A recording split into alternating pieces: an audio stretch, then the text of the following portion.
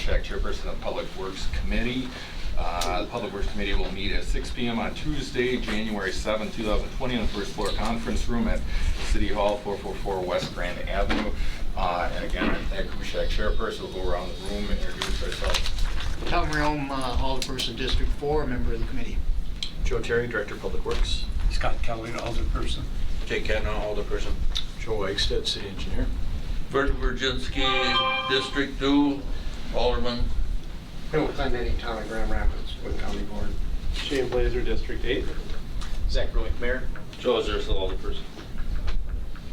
With that being said, we'll go to item number 2, review and consider approval of design services for the design of West Jackson Street DOT project ID 6999-11-08/78 between West Riverview Expressway and the Jackson Street Bridge. Committee members, do you guys have any questions, comments? Let me turn my ring off.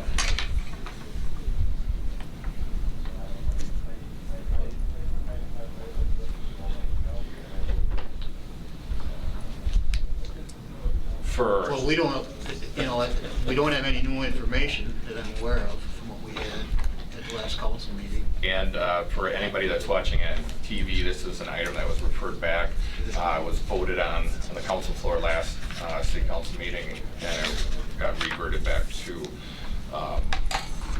committee. So yeah, the question is, who are we going to choose if we decide to move forward on this particular project? The engineering firm that will be doing the design services of this project.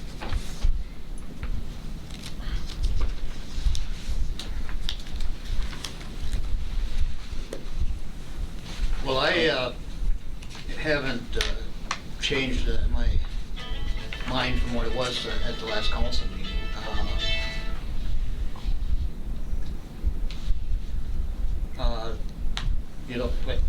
And we can't do it this evening, but this, I guess if I made the referral, I'd have to check the minutes back to go back to committee or who did, but I know I supported it. Maybe I made the motion, even I don't remember off the top of my head.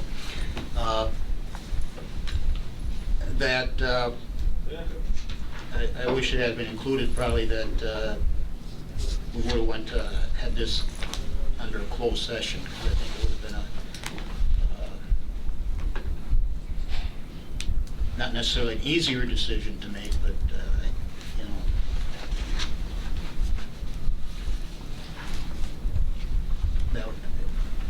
I just wish we had gone that route. So.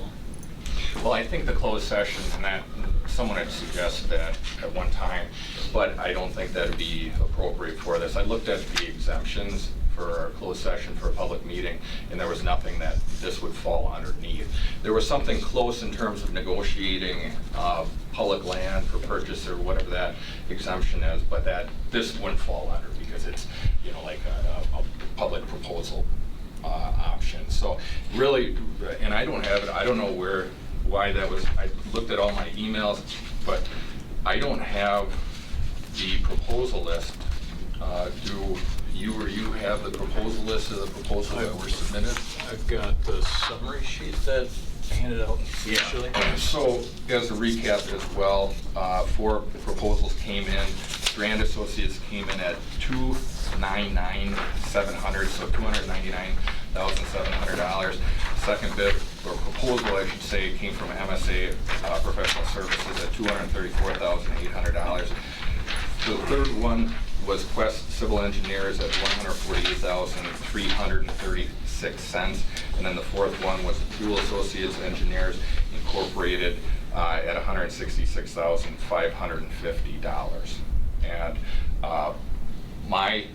I think to go to the council floor, I think my suggestion was to go with the lowest responsible proposal, and that was with Quest Civil Engineers at $148,300.36. And I don't remember, did it actually fail? So how did we have Vote that? was 2-0.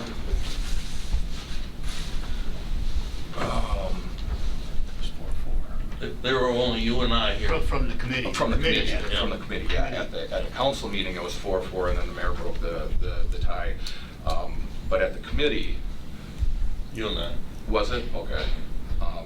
So that was the recommendation coming out of the committee. So anybody else have any message there, Lou? Thank you, Finn. So, and I made sure to come to this meeting tonight because at council, I wanted to know, and I know we got into it a little bit, but city staff seems to strongly want to go with Strand. And, obviously they're not close to the lowest bidder, so I don't know if we can hear just a little bit on as to why. Well, I don't have any problems, absolutely. That's what the committee is for, so. Sure. Sure, so I'll start. Joe can fill in with anything that I may miss. So the engineering staff reviewed the proposals, and with a public service proposal, for a professional service proposal, it's not a bid like a project. It's like a piece of equipment. You review, the city puts out a request for proposals, a scope that we're looking for them to reply to, and then reviews the proposal that they submit.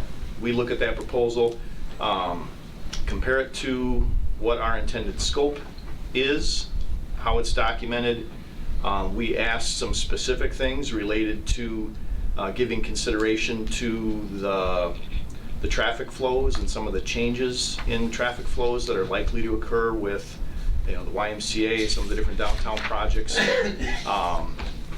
Innovations. There are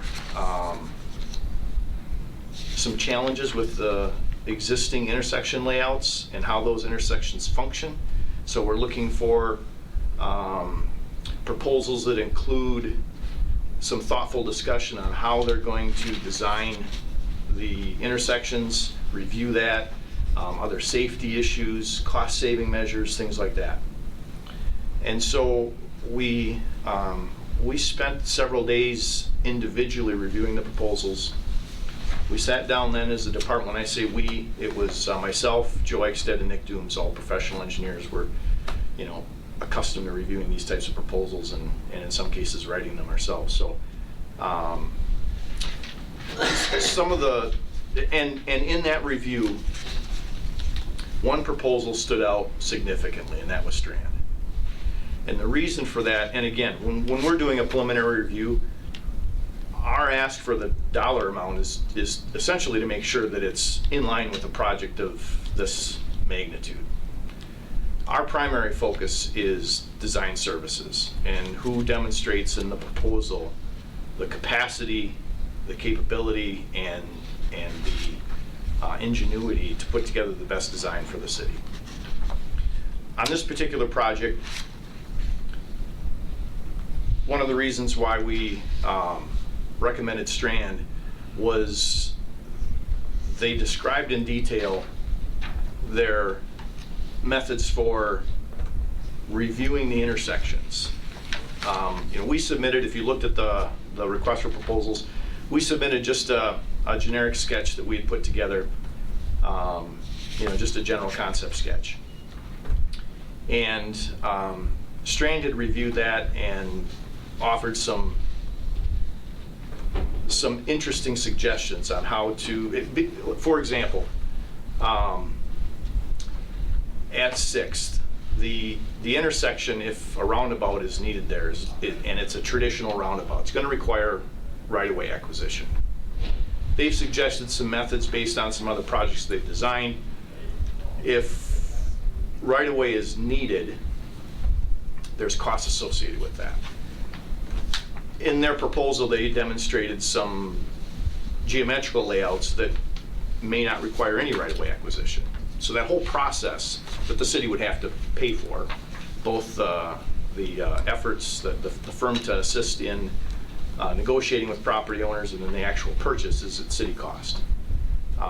So seeing that they've done some design work with some interesting geometry that avoids the taking of property and still might accommodate a roundabout, if a roundabout is in fact the appropriate intersection design for that intersection. That was interesting to us, because right-of-way acquisition and working with property owners on, a taking,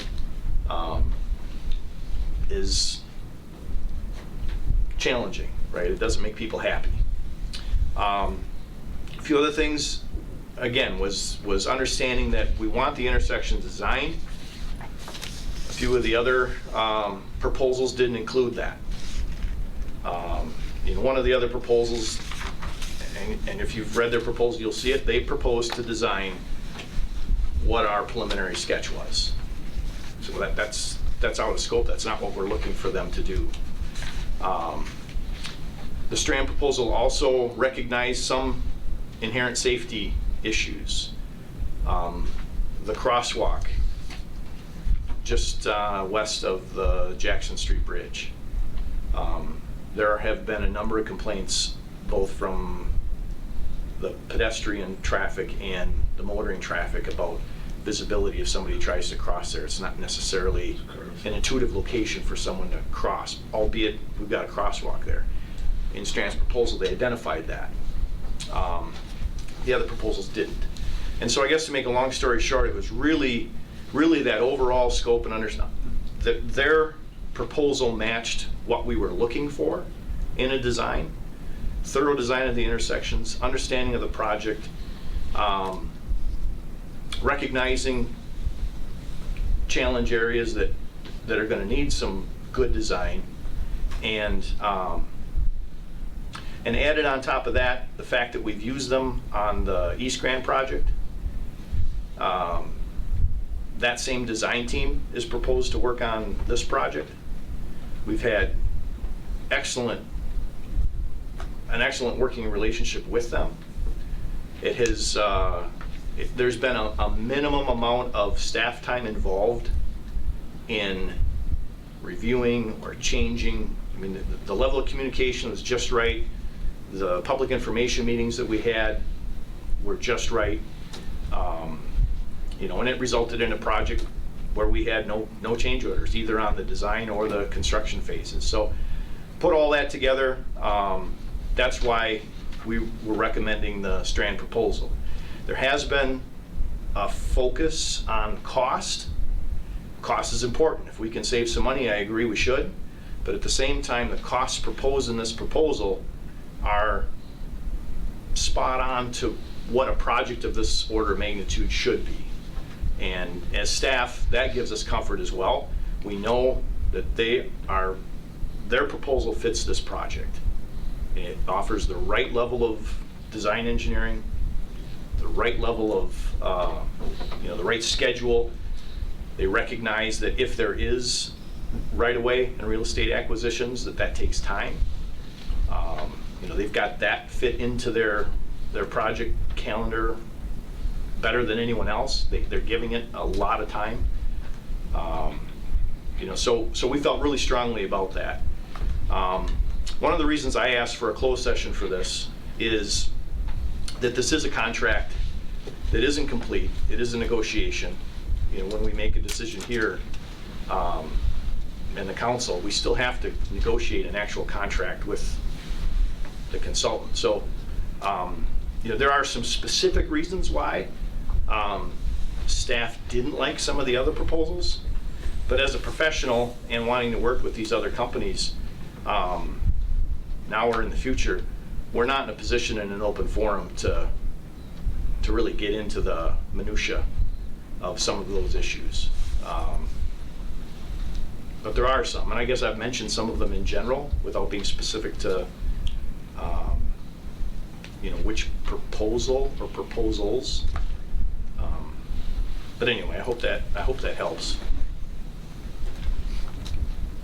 I just had a quick point, if I could, on the closed session. I had asked, because we had a conversation after the last council about a special council meeting, or actually more about a committee of the whole, being an opportunity to have a closed session discussion. I asked the city attorney to weigh in on her opinion, and she had provided me an opinion that it was appropriate to have a closed session discussion. So just for whatever it's worth, I just wanted to make that clarification tonight. I guess, yeah, for my clarification on that, if there would have been a closed session called for this, I would have boycotted it. and I would have also sought injunctive relief with circuit court, so, yeah, go ahead. As I mentioned at the council meeting, I could not support this. After the article appeared in the newspaper, I contacted people in my ward, outside my ward. I contacted men, I contacted women. And the cost to have Strand is $299,000. We got $200,000 in the budget, so we're $99,000 short right off the bat. When the project is built, we're gonna be short again, possibly as much as $800,000. People don't like the city going further in debt. They don't like the city bonding anymore. We got lots of bonds out there and we're paying big interest every year. Somebody dropped the ball years ago. There was a move on to relocate the railroad. And a good example of that is 2 weeks ago, and I travel the west side of the river here a lot. My car was the first car in line at Jackson Street in the expressway. I was ready to go across the intersection, and here comes the train. Turn the vehicle off and watch the cars pile up. Going to the west, they piled up almost to 12th Avenue. Going to the north, there was only 2 or 3 vehicles. Behind me, 2 lanes past 4th Avenue. To the south, past the old foundry. And we had to wait there until the train went through. You could see the engine past Chase Street, and the cars were still coming. The people that I talked to said if we're gonna spend money downtown to rebuild Jackson Street, and they haven't seen any reason to rebuild that because there hasn't been a big backup of traffic down there unless the train is going through. They said spend the money on relocating the railroad tracks. And I said somebody missed the boat years ago. Back in early 2000, there was a move on with Stevens Point. They wanted to relocate rail in their city. The Department of Transportation was available. There was a representative from the city of Wisconsin Rapids, and there was a representative from the railroad. It was going to be a 4-part project. Each was going to provide 25%. And they had a preliminary design, not anything that was permanent, but just some information to furnish at a meeting on what we had to do to relocate the tracks. And I'm saying that there still was some opposition, and there's opposition on any project of this size. But that's why you sit down and you negotiate and you compromise. A while back, I seen a notice or something in the paper where there was going to be a study about the Chase Street crossing because people are late to work because of the train going through. To solve that problem, we're going to spend lots and lots of money. But then we got the 17th Avenue, we got Chase Street, we got Grand Avenue, we got High Street. What are we going to do on those 4 intersections to solve the problem? I think we got some other priorities that we should take a look at besides rebuilding Jackson Street at this point.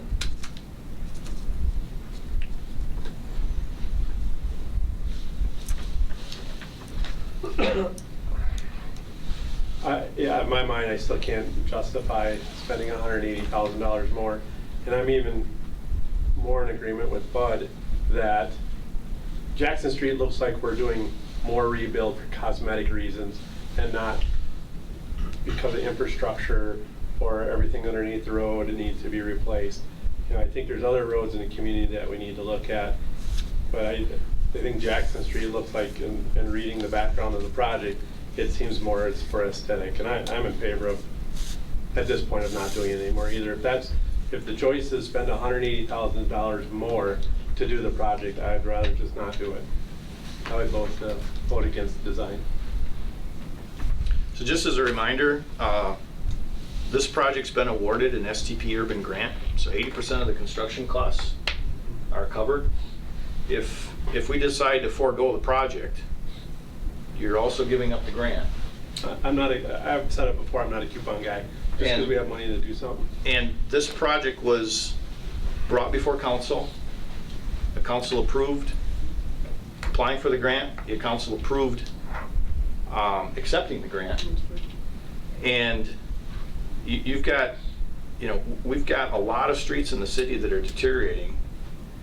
There aren't many grant opportunities to replace streets that we need to replace. So if you decide you don't want to do this project, I just want to make sure that everybody understands that 80% of $4 million goes away, isn't available. And STP urban projects don't come every day. It took, I think it was 2 or 3 cycles for us to get approved for this project. That's 6 years of work and meetings and putting together proposals. So, if the decision is to change course, we've also then wasted a lot more probably than $180,000 worth of staff time in getting to this place.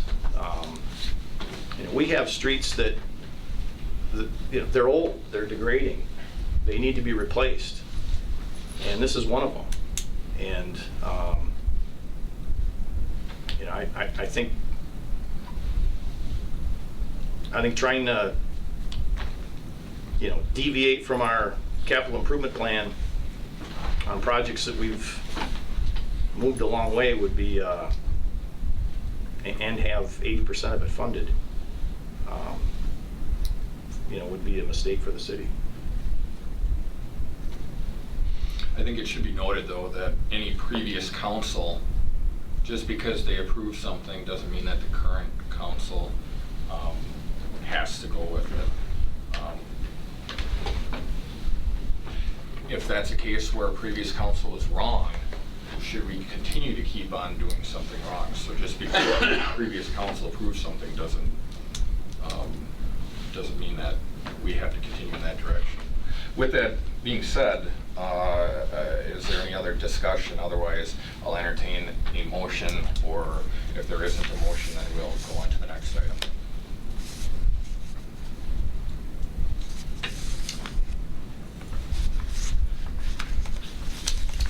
What's the time frame on that grant, Joe? Well, we've already had contractors call, 2 of them call and ask, well, what's going on? Because they need, if they're gonna meet a design calendar, the PS&E date, I believe, is August of 2020. November 1st of 2021. So it's imperative to get started soon.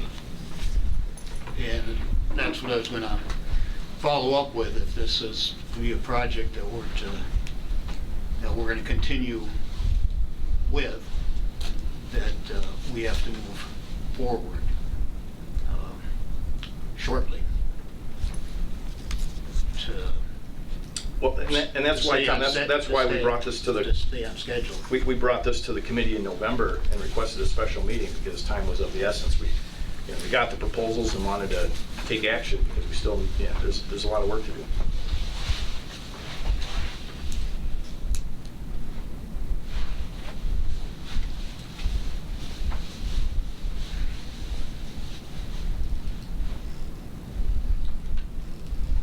With that Well, being said, I'll just say that, or finish with that, correct that as councils make decisions, that future councils can come along and change that. But I would hope that the future councils would give total thought to it and of what reasons were for and why, how long sometimes that take to get done, to get accomplished, to get grants, and I'd rather know that we just have our own money, we go out and build everything we want to when we want to. In reality, that doesn't happen. Do we have bonds out, a lot of bonds? Yes. Is our bonding capacity a lot bigger than what we have? Yes.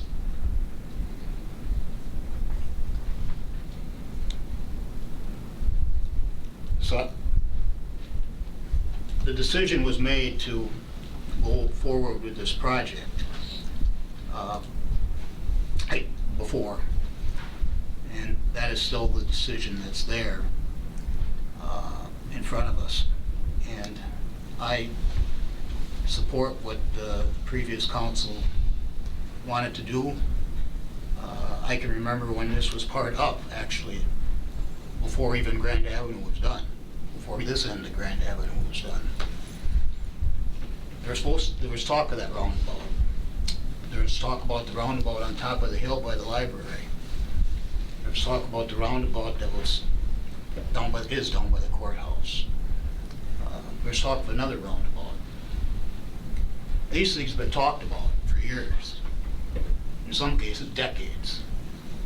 Now we're finally to a point of we either do this or get off of this.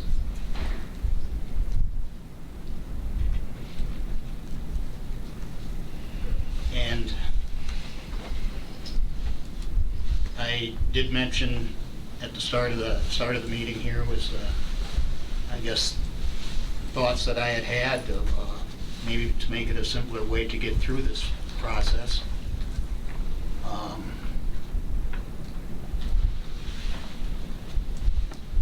That looks like it won't happen.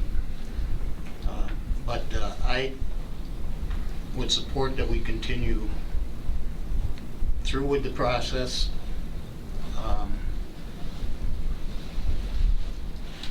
Time is of the essence of selecting a design services contractor.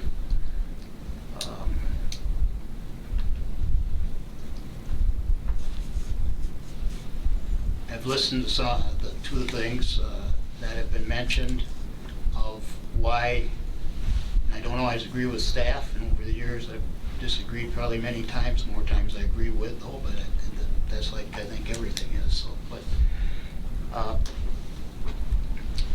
reasons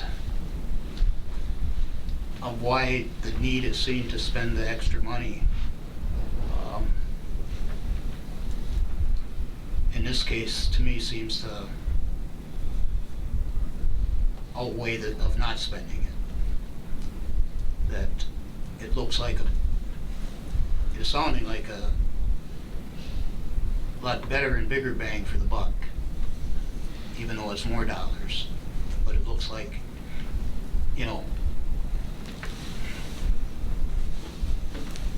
where the other is considerably lower is, will that include what we want? It doesn't sound like it, or it may not.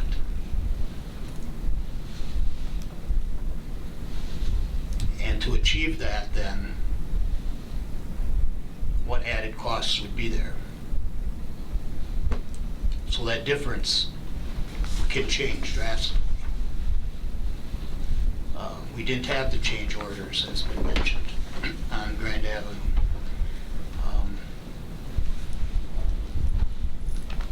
That's because the design, it was done right to start with. I mean, everything was out there, everything was considered, looked at. And that's what I would look that we could do with this project, so that we wouldn't have a lot of changes made as we went along to keep coming in with change orders.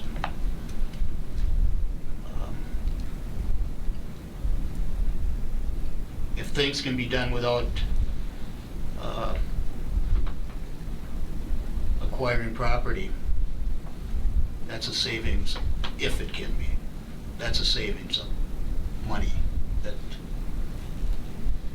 the company that staff is supporting has mentioned, of ways to look at solving problems that are there. That's what I'm hearing from staff. And that's why, to me, it sounds like that there is that big possibility of, yes, it's costing more, but we may be getting a lot more in the end for that extra money. So I just, that's just for the, the committee here, but there's several other council members present tonight, so to give thought to that, I would make a motion that we, I will make a motion, if I may, after talking there, Yeah, absolutely. that we go with Strand and Associates.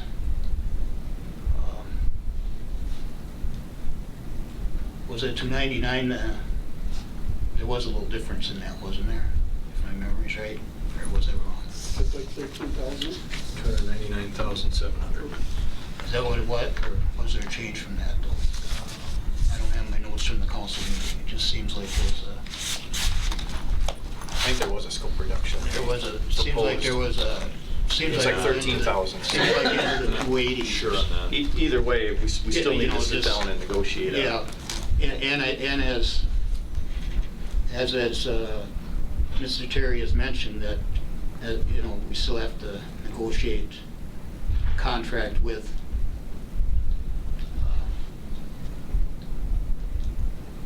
the firm that would be selected, so that's my motion, was to go with Strand. Can you just repeat it just for clarification? The motion will just be that we go with Strand and Associates for Design services. for design services for West Jackson. Jackson Street DOT project ID 6999-11-08/78 between West Grand Avenue, or West Grand Expressway and the Jackson Street Bridge. That would go with Strand and Associates. So I got a motion on the floor. Is there a second? We got a motion on the floor. Is there a second? One last time I'll call. Is there a second for the motion on the floor? With not hearing one, that fails. I will actually make the motion to go with the lowest proposal of Quest Engineering Services at $148,300.36. I absolutely agree with you, Bud, that we've got a lot of irons in the fire. We've got, just this year, we've got $5.7 million in bonding. And I agree with Mr. Blazer, where if we're gonna spend the extra money for Strand on this, the project isn't worth doing. But I do believe that the project is worth doing in terms of getting that 80% match from the state. But it does seem like there is more cosmetic aspect, and there is other projects that we should be taking care of as well. But that 80% from the state is rather convincing. So with that being said, if time is of the essence, I make a motion to approve Quest Civil Engineers for the design services for the West Jackson Street project. So I got a motion on the floor. Is there a second?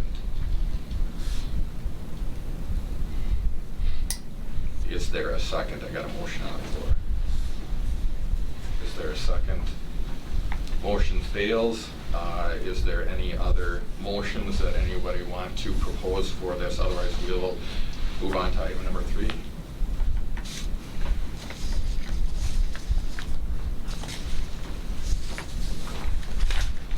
We will move on to item number 3.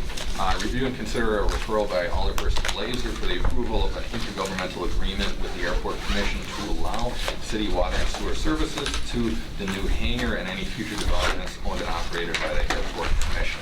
Mr. Blazer. I just made the referral since the annexation failed. I still think that, I think since we put in more than half of the funds for the airport, that we should be able to at least have an intergovernmental agreement to provide services for that new hangar. Mr. Clendening, I know I was at the Airport Commission meeting on Thursday, and I know you were there too. Do you have, I know you can't speak specifically or represent Grand Rapids, but can you review what Grand Rapids has taken action on as far as the proposed annexation process? We voted unanimously not to accept the annexation, although we were told we don't have a part in that. You know, we're one of the parties, and I thought we would be, because in annexation, let's just say in 40 acres with 3 houses on it, and if those 3 people want to go, all 3 have to agree to go. The one that don't have to go, it has to be a majority. It doesn't be a unanimous decision in a parcel like that.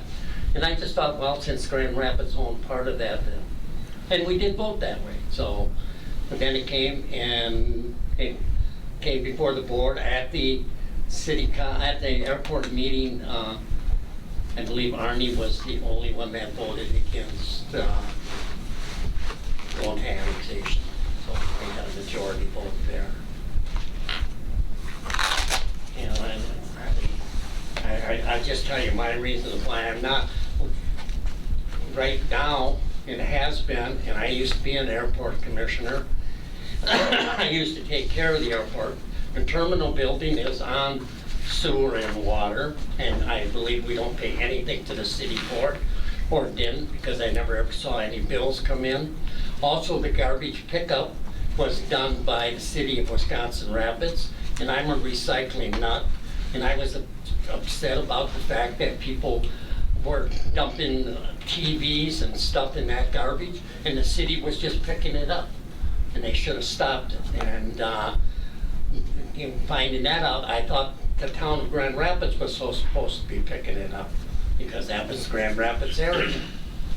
And then when Galen put in his new hangar, I don't know how that ever happened, but he got sewer and water and annexation, and it never come before the town of Grand Rapids board. And another part I look at is the technical college. That is in the city of Wisconsin Rapids, in the town of Grand Rapids, and all the sewer and water out there is supplied by the city of Wisconsin Rapids. And it's in the town of Grand Rapids. I suppose the town of Grand Rapids wouldn't like it because they don't, the city wouldn't like it because they don't pay taxes. So why annex it? So why annex the airport? They don't pay tax. Why not sell that service to the airport? That's my thought on it. Well, and then on top of it, I think that to refresh what this is, when was it, 4 or 5, 6 months ago, there was I don't remember when it was it July? There was a request for annexation from the airport commission. And since that period of time, nothing has happened, but there's the hangar, the proposed hangar. It's going to get to the point where we need to start moving if we're going to allow water and sewer there. It was, I don't know why the airport commission only requested just specifically for the annexation, but at the last commission meeting here last Thursday, the commission members, do they vote to talk with the attorney, or they are going to be meeting with the commission's attorney in terms of moving forward on this? And it was kind of a coincidence that we actually had this on the agenda for tonight. So the sentiment I guess I have is with the suggestion that we can't do anything else besides vote up or down on annexation, because that was the only thing requested by the commission themselves. I want to make a referral to the airport commission to give us other options that we can approve or not approve as far as this annexation is concerned. For example, having an intergovernmental agreement, and I think that that's one thing that Mr. Rayom, you said on council floor, was having some type of intergovernmental or joint municipal venture. And we wouldn't be creating precedent with this because, again, Mr. Clendenning mentioned that the tech school is in the town of Grand Rapids. But it's a case where I didn't vote or I voted against the annexation not because I didn't want to provide water and sewer to this hangar. On the other hand, because I voted against it, it's limiting water and sewer to this hangar, and I don't want to do that. That was an unintended consequence. So I want to do what I can to ensure that this new hangar that can be very beneficial to the Airport Commission as well as the city, the town, and the other city, Nakusa, and Village of Port Edwards, can benefit from this. So yeah, whatever we got to do as a committee to move forward to get water and sewer provided for that is May our I just goal add a tonight. few words? Yes, sir. So I go to most of the meetings, and at the request of the annexation, we're supposed to have the Airport Commission's attorney come with a written decision on what to do about supplying water to this new hangar and stuff like that. And instead, it was a letter from Joe Terry saying we don't give water and sewer without annexation. And that's not what the commission asked for. They asked their attorney. Now, I believe there's an airport meeting coming up next week that Arnie requested at that meeting you were at, and they're asking for the attorney to be there. And so that's what I want to do with the committee here, is offer a referral to the Airport Commission to provide a secondary or a third option for that, Mr. Mayor. I know you're the chairperson of the Airport Commission, so absolutely, I'll give you the floor. So, just as a point of clarification, the commission did seek options from our attorney, and the commission's attorney did present those options at a commission meeting. It seems to be there's a lack of memory of some elements that, from a process standpoint, originally when the annexation came before the city, it was actually over a year ago that the annexation petition was prepared and went through the proper channels. The same channels that every annexation petition goes through, the same annexation petition from the residents on Saratoga Street that the city agreed to annex. And I think the commission, in this instance, as the city's representative to the commission, but also the fact that the city has an obligation, we fund 70% of the airport's operations, the commission believed that it was in the best interest of the commission to seek annexation for a couple of reasons. We're talking a lot about water and sewer here tonight, but it's also about fire protection. And I think it's a disservice to our professional firefighters that work for the city, who are probably, not probably, they will be the first on scene in any incident that occurs at that airport. And we have a better fire rating than any jurisdiction around us. And the city happens to insure the airport. And the city's insurance cites the proper, or the responding jurisdiction. And I can almost guarantee you that the entity that's identified on the insurance paperwork is probably the City of Wisconsin Rapids Fire Department. And so therefore, it's more than just water and sewer. It's also the benefits that are afforded to properties that are within the jurisdiction of the City of Wisconsin Rapids. So I just want to make sure we're not losing sight of a bigger picture here, that the commission did follow the proper channels. The commission did seek outside legal input from its attorney, and the commission's attorney indicated that the proper way was to either through a boundary agreement or through annexation to receive its city services, and city services to include all city services, and in this case also garbage pickup. Right. So I think I just want to make sure I stress that, because time is of the essence, and I appreciate the expediency and the desire to continue to talk about this. But the City of Wisconsin Rapids invests heavily in public fire protection, and it'd be just a disservice to the commission to basically say, no, we don't want to approve you for annexation. We don't want to serve you with police and fire. We don't want to serve you with water and sewer. We don't want to serve you with garbage protection. I don't think that's a very neighborly thing to do to an entity that we have an ownership interest in and a financial interest, particularly as we're trying to do right by the taxpayers of the city, given the last discussion. So I want to make sure that we are seeing a bigger picture and understanding that. If the commission wants to, if the city council wants to have the commission split the annexation request, it was believed that it was going to be the most efficient to combine one CSM to do one annexation request and not two. We can separate the new hangar from the terminal and deal with the terminal separately if that precedent is weighing heavily on people's minds. At the end of the day, we need fire suppression services brought forth best and most efficiently by water and sewer services from the City of Wisconsin Rapids, and further for fire protection service at that airport. And So at that point, the commission has not requested intergovernmental agreement. I appreciate Alderperson Blazer's desire to continue to move this forward because it was 100% investment by the state, didn't require any local financial match to accomplish this economic development tool, and I sure hope that we can get our act together locally to make sure that this doesn't become an issue going forward. Well, Mr. Mayor, I appreciate that, and that's, as far as I'm concerned, kind of a new revelation in terms of what, for myself, as far as fire protection. That was one thing that we didn't talk about before, did we, on the council floor? It was discussed in that fire suppression was the reason we sought services. Well, for the sprinkler Right, system, correct. but not actually a fire truck or EMS going to. Oh, okay, so Right. folks didn't No, I believe don't that there think was we other did. reasons. Because that would have changed my Planning opinion a little Well, bit. Planning Commission discussed it in advance of its recommendation to the council. Right, the planning commission had a unanimous Right now, recommendation.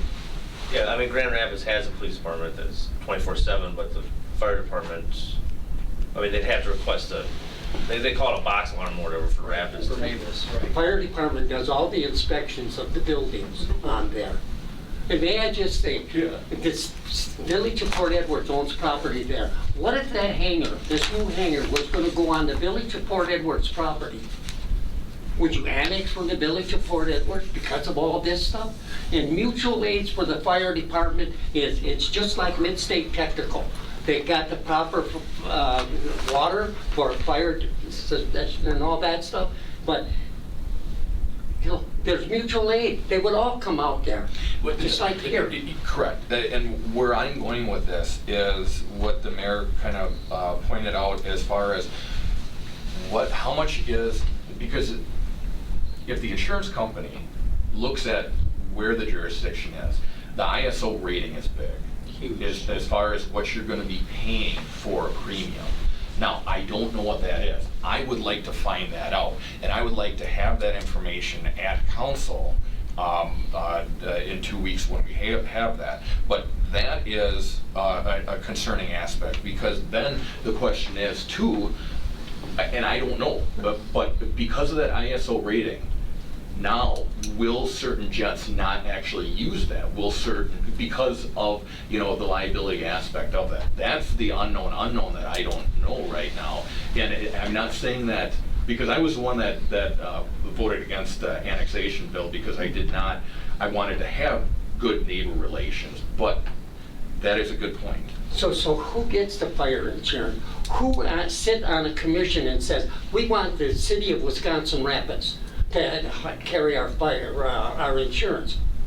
Who makes that decision? The city of Wisconsin Rapids? Obviously, they're doing that right here. Why don't the commission make that? Why don't the commission hire their own person? Why don't the commission act as a government there instead of the city of Wisconsin Rapids going to own everything out there? Then you're not going to have the town of Grand Rapids even involved in it.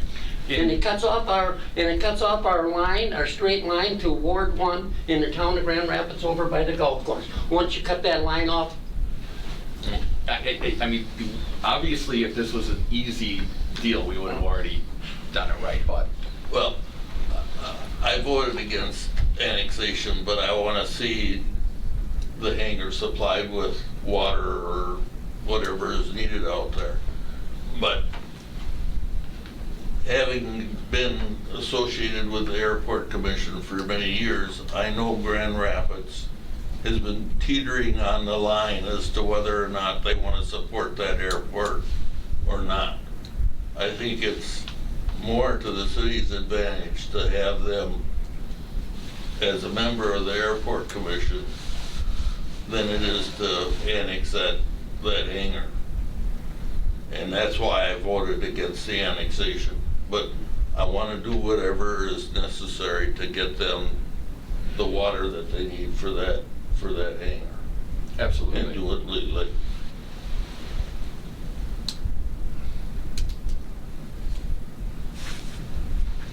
So, how do we go?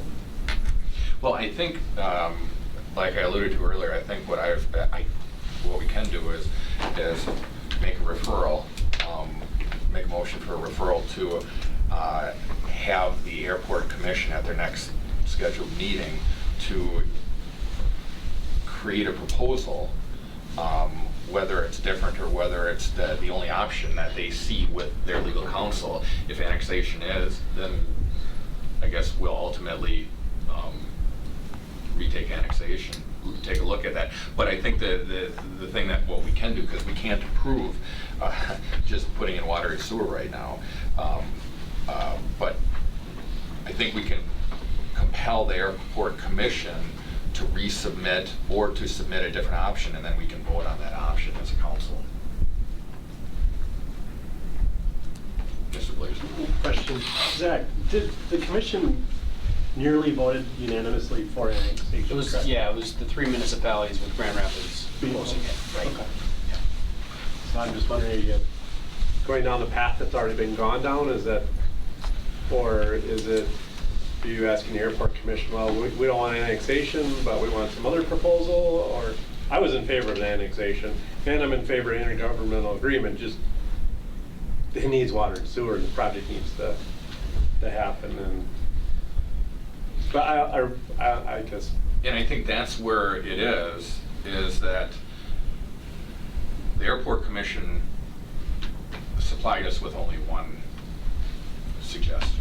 I didn't know if that's And the that only was the suggestion they want, annexation. though. Yeah, so ultimately, I don't know if we can go above and beyond, but it was the airport commission request for annexation.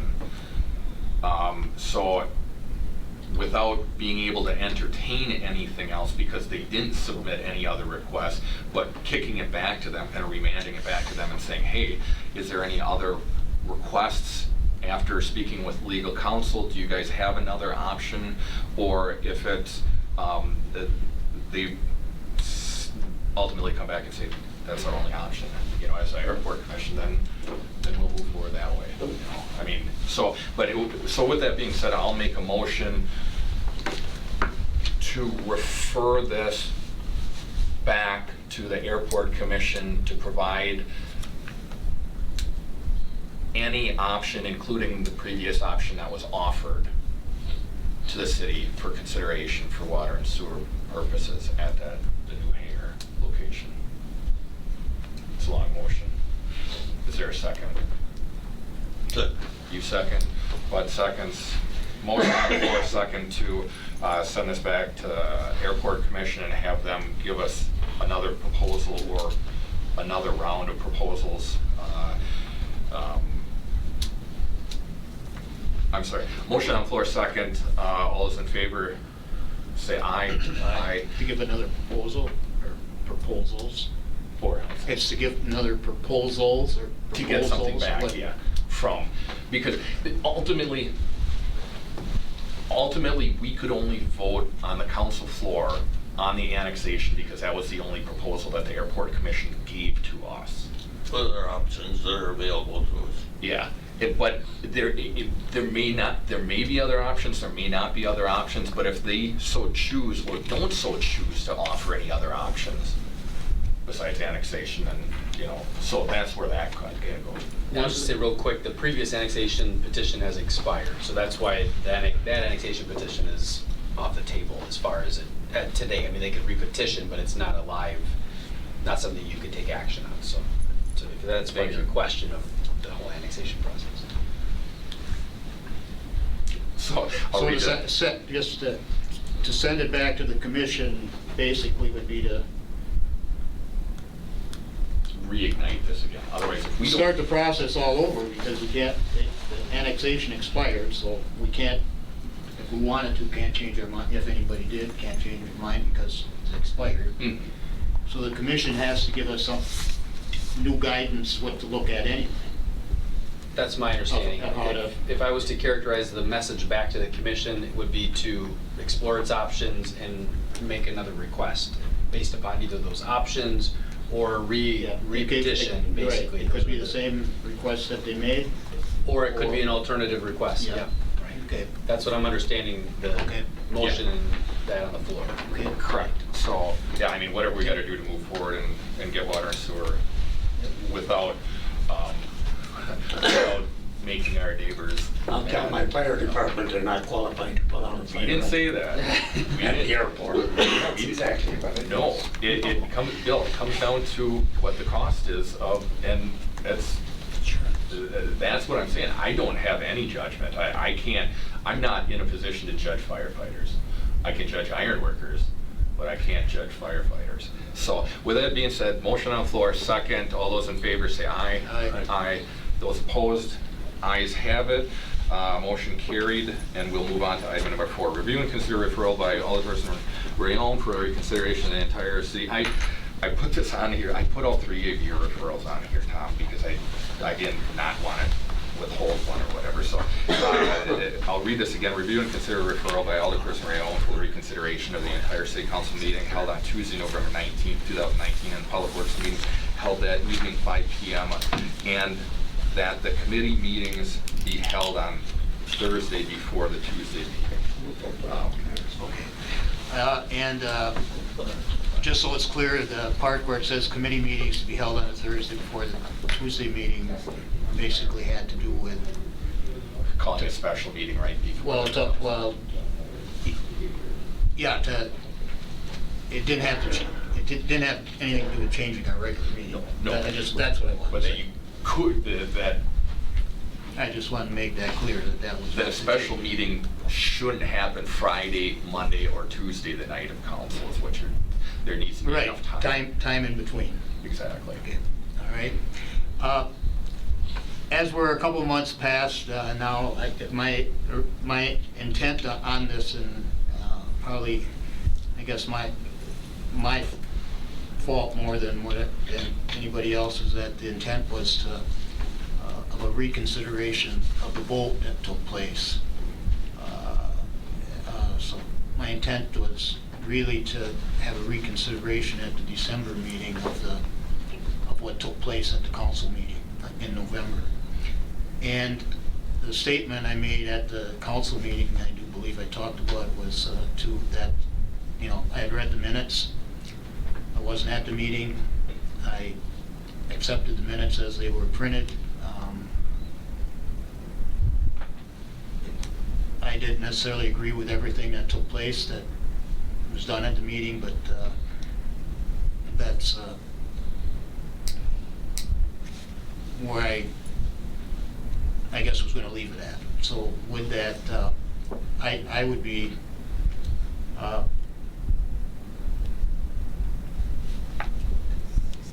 satisfied with just withdrawing that, but I think as we go through with the budget, obviously was a key component of the November meeting, that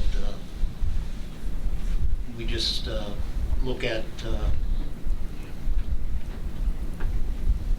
the items that were in the budget, and that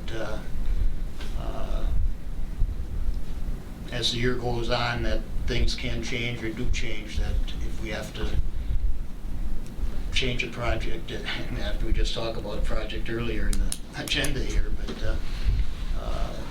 that if things come up that we would need to do before something that we had talked about or whatever, and I'm not talking necessarily about a street project, but with the budget, I mean, it could be parks or anything like that, that we take a look at it as the year goes on, but that we're into this, and the budget was voted on, it's 2 months ago now, that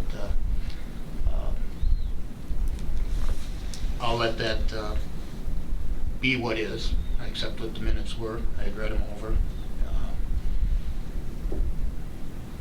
I wasn't able to attend that night, and so I was, as I said, more or less hoping to reconsider at the December meeting, to have a reconsideration vote. So with that, Mr. Chairman, if it's all right, I would just withdraw that from the Absolutely. agenda. With that being said, we'll move on to the next item, item number 5, review and consider referral by Alderperson Rayon for the Public Works and Finance Departments to study for different ways to assess residents for the installation of streets, sewers, sidewalks, and curb and gutter, etc.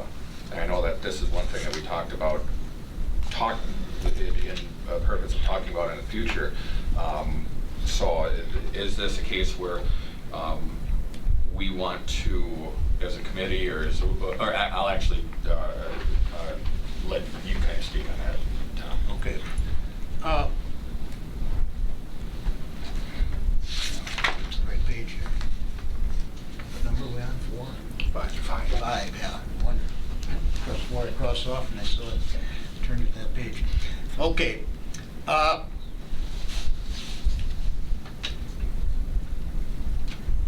With debate that over the years, this has come up, and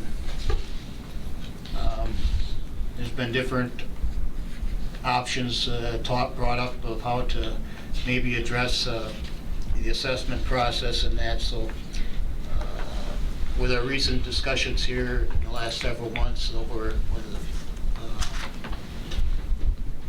some different projects, that I just thought that it might be the appropriate time to ask for staff and finance department and whatnot to see if there's alternatives that they could come up with to look at changing the assessment process, or how we do it, how we assess. Now, there may be, there may not be, and there may be ideas that come up that aren't any better than what we have.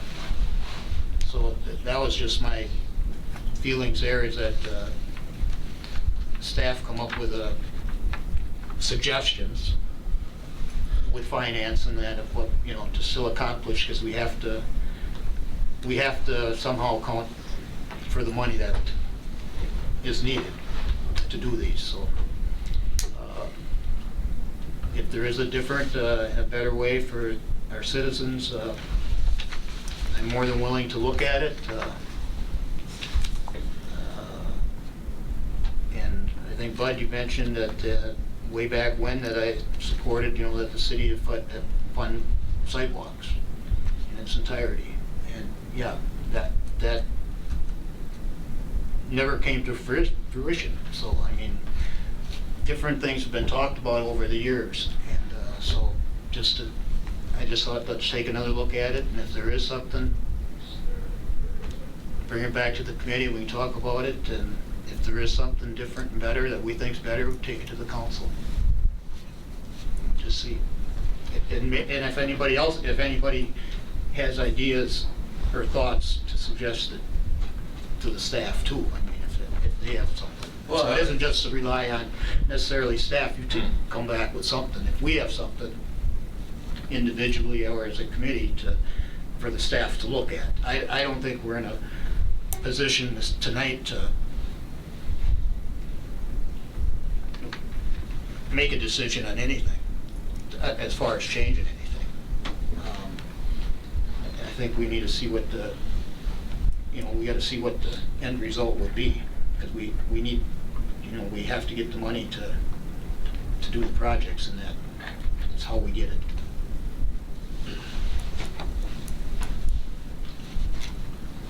You said motion. Are you making a motion to have staff look into it? Yeah, you can Correct. do that. Okay. Yeah, have staff look Okay, into it. then I can second that. Oh, good. Well, you're right, there's been a lot of programs out there over the years, and it's true that back in 1996, you said that when the city orders the sidewalk in, they pay the entire cost. Well, that didn't go anyplace, and I don't know why. I went through the minute books, some of them, but of those that I found, and I found a lot of resolutions in those minute books, I haven't found one that said the residents on this city petitioned the city for sidewalk. All of them were police orders or police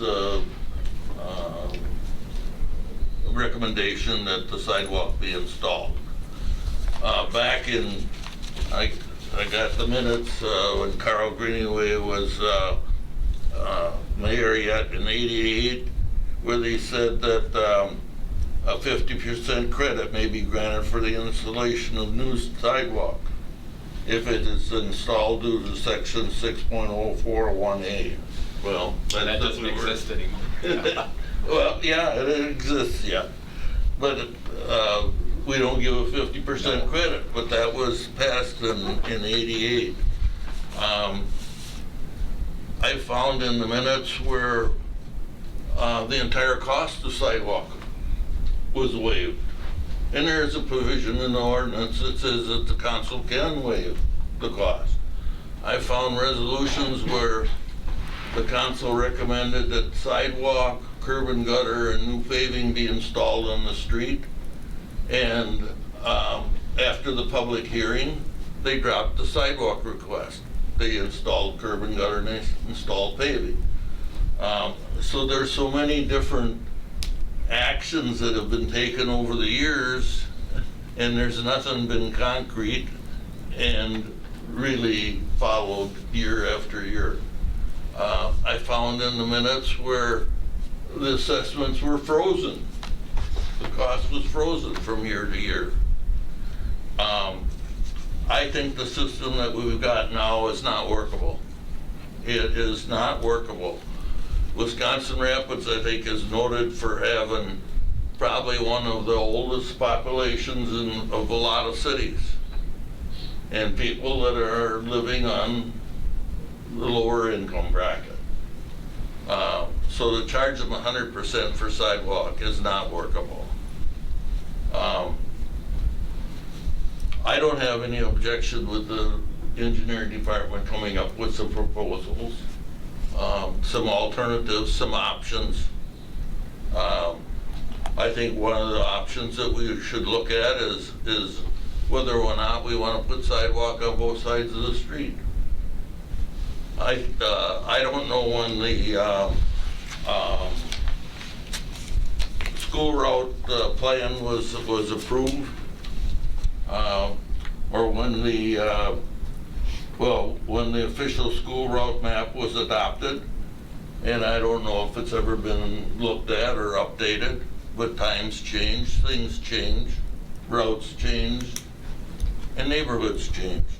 I don't know when if it was ever reviewed or updated. I don't know when the Wisconsin Rapids Urban Area Federal Aid System map was approved or updated, but that indicates where school routes are. I don't know if the owners of Washington Street, your area, Tom, ever had a public hearing when the sidewalk and curb and gutter and the blacktop was put in. If they weren't, they probably didn't know that they could appeal the assessment. They got 40 days to appeal the assessment. You probably don't know that. You probably don't. I don't know if any of the aldermen know that. If they had a public hearing, they should have been notified that they could appeal it. I've looked at a lot of things in the last month, and I think there's room for compromise. I think the people accept that. I think the city has gone a long ways to install sidewalk near schools, and I don't think we've got many in the city to install much. Maybe out by Woodside, probably by Grove. There might be a couple in your area, Tom, but not very much. There's sidewalk all the way out Washington now. The city, I don't think, has done a study. I don't think where they've ordered sidewalk in, they know if it's a high usage installation or not. And I think that should be done. They should have a head count or a study or some indication of whether or not the sidewalk's going to get a lot of usage, and whether or not it's necessary on two sides of the street.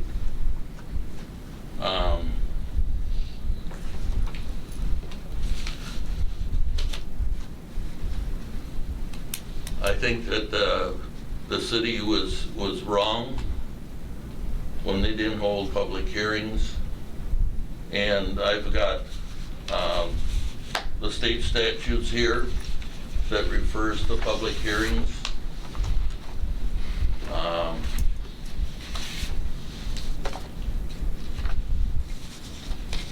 And it's pretty clear to me. But are you suggesting that recently public hearings weren't held? Huh? Are you suggesting that recently public hearings weren't held, or sometime a long time No, ago? the public hearings were held years ago. I'm not so sure they were held on Washington Street. I'm not so sure they were held on High Street They or weren't, yeah. 10th Street sidewalk or 12th Street. I can't find any evidence that a public hearing was held. Assessment hearing, but not a public hearing. So it is an assessment hearing. Huh? The assessment hearing is the public hearing. No, it's not. It is. Well, you say it is, but it isn't. Well, you should spend some time with our city attorney. Huh? The city attorney and League of Wisconsin Municipalities assisted the city in writing the current ordinance. Well, somebody's lying to me then, because I called the Wisconsin municipalities. Here's their number if you want their number. Yeah. I've talked to them, we've reviewed, in And fact, and we they used, said the city was wrong. you might not have told them the whole story. We used the I gave them language, everything that I got from the engineering department. we used the language, the League of Wisconsin Municipalities has a document. They've got a legal resource that the city subscribes to. We used the language verbatim from their legal resource to develop the city's ordinance. It's exactly to the letter of what the league suggests. I'll share it with you. Well, I also contacted another attorney over in Stevens Point. Gave them all the information. I paid for it myself out of my pocket. I think it was worth an hour of my time and their time. But they said the city was wrong. I hope you spend time with the city attorney. No, I'd rather spend time with somebody other attorney that I picked. But the ordinance, Well, I not to just, but I will interrupt, I guess, if I may, that just for a point of clarification, and basically what the agenda is for, the item on the agenda, study different ways to assess the residents. It's not, I don't know that it's to be part of the discussion if we put sidewalk on one side of the street, or both sides of the street, or down the middle of the street, or if we want to run a bridge over the top of everything. I think you're in part of the discussion of why sidewalks need to be put in, because people don't want sidewalks to show up and say, I don't want them. You don't see people running down too often to request that. So that's why in the ordinance, there has to be a way if sidewalks are to be put in, they're put in. I think, personally, and I was around, council neglected years ago in not doing things as we should have done. Putting in sidewalks in certain places where we didn't.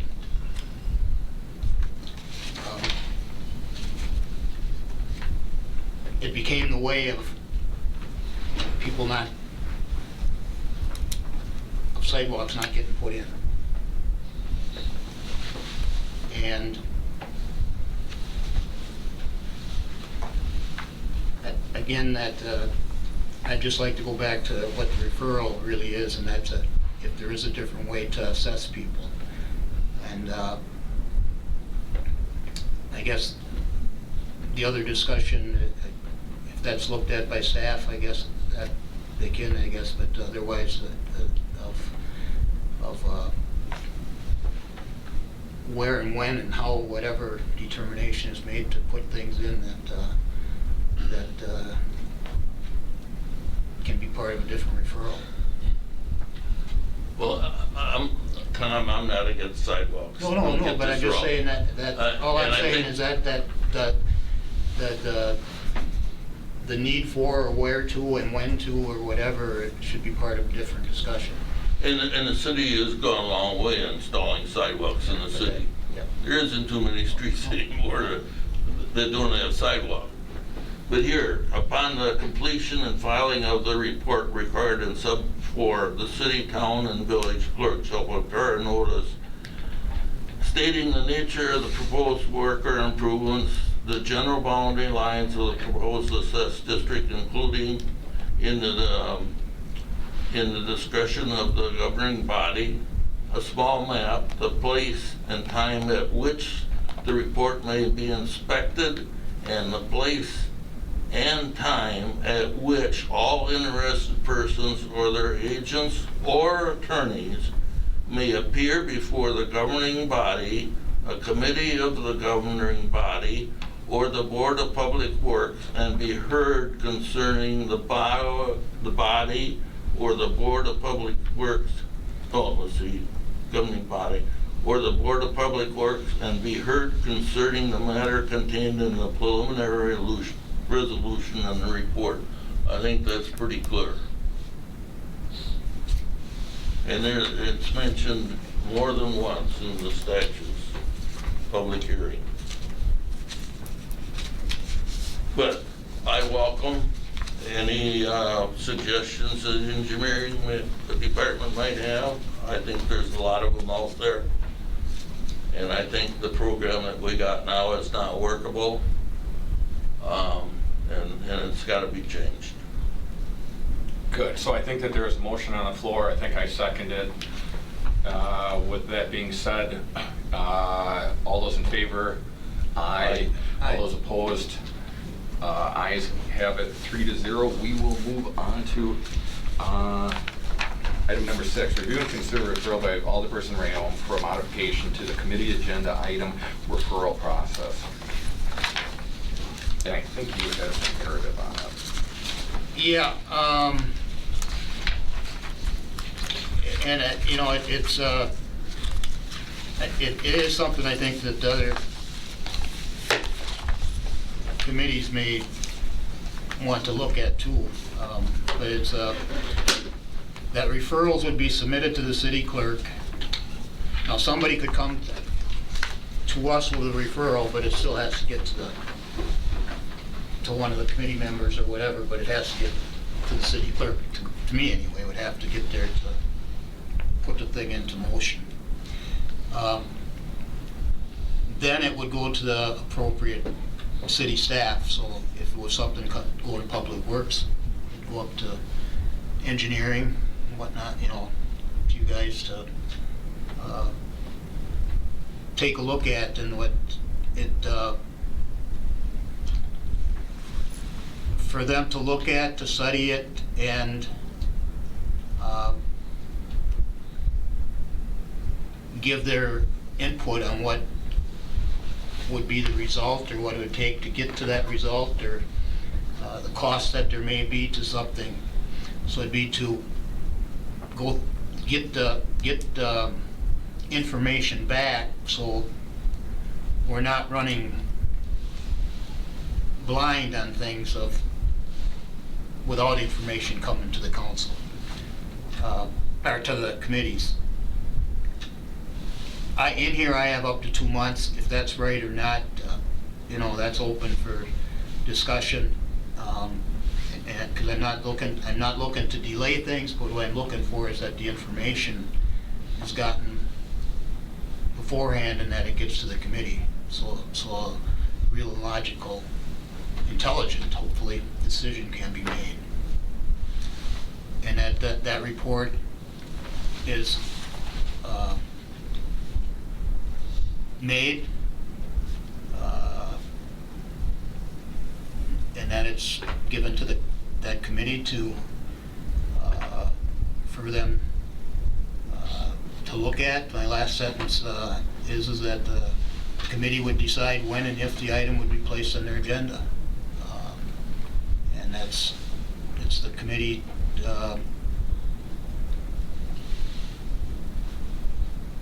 agenda. So if the chairman saw fit that, yeah, let's put this on the next month, I got the information that I need to go ahead and do that. So that's the, I guess the gist of what the referral was, to that all the information that was needed that would be gotten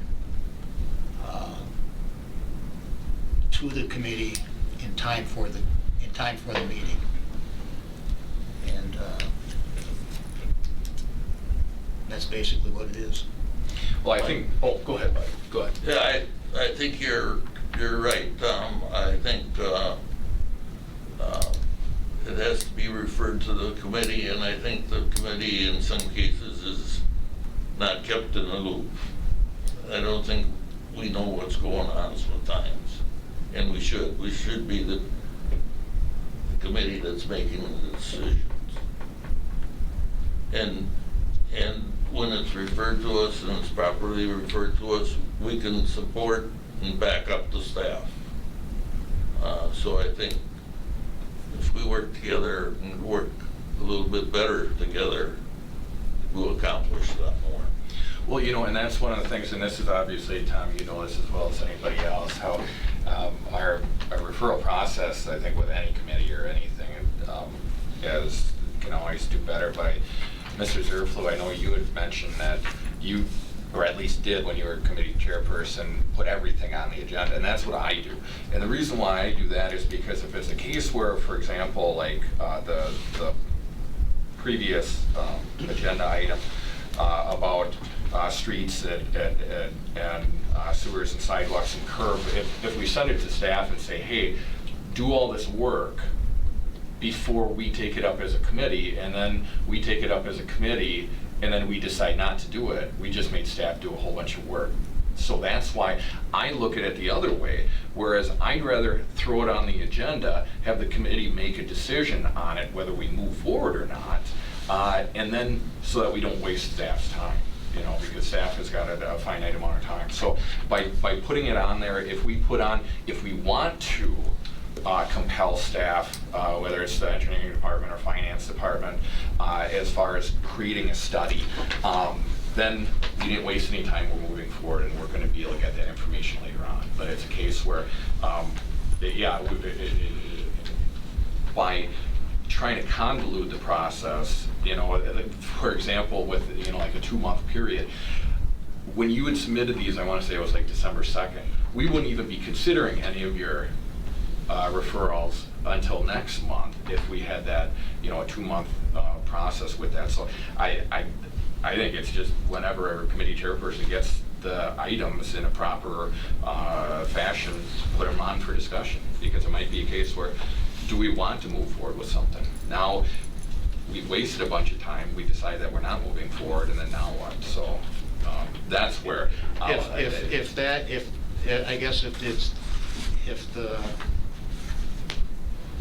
if that is the total intention of what would be done, because then it would not be to take any action.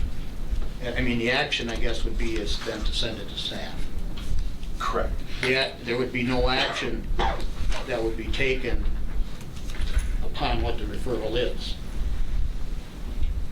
I mean, as far as an acting, because it'd be to send it to staff. Now you come back, as we just did, with the assessment process, is for staff and finance to look at different alternatives to come up with. So it wouldn't be for us tonight to say what we want. Well, no, but that's what we are. It's No. what we want, what the committee. No, but it wouldn't be that we say we don't want to, our recommendation is that the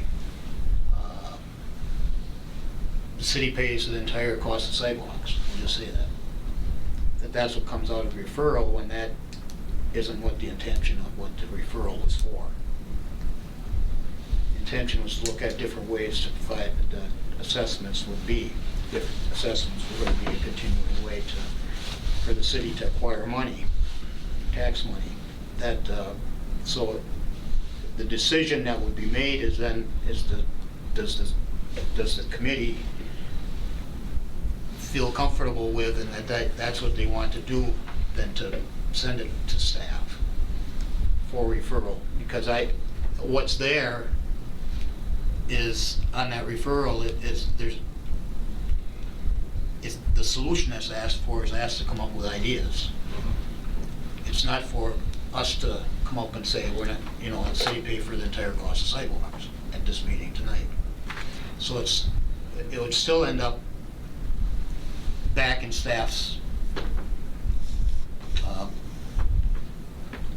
hands, for lack of a better word with it, that it end up in that process then to come up with,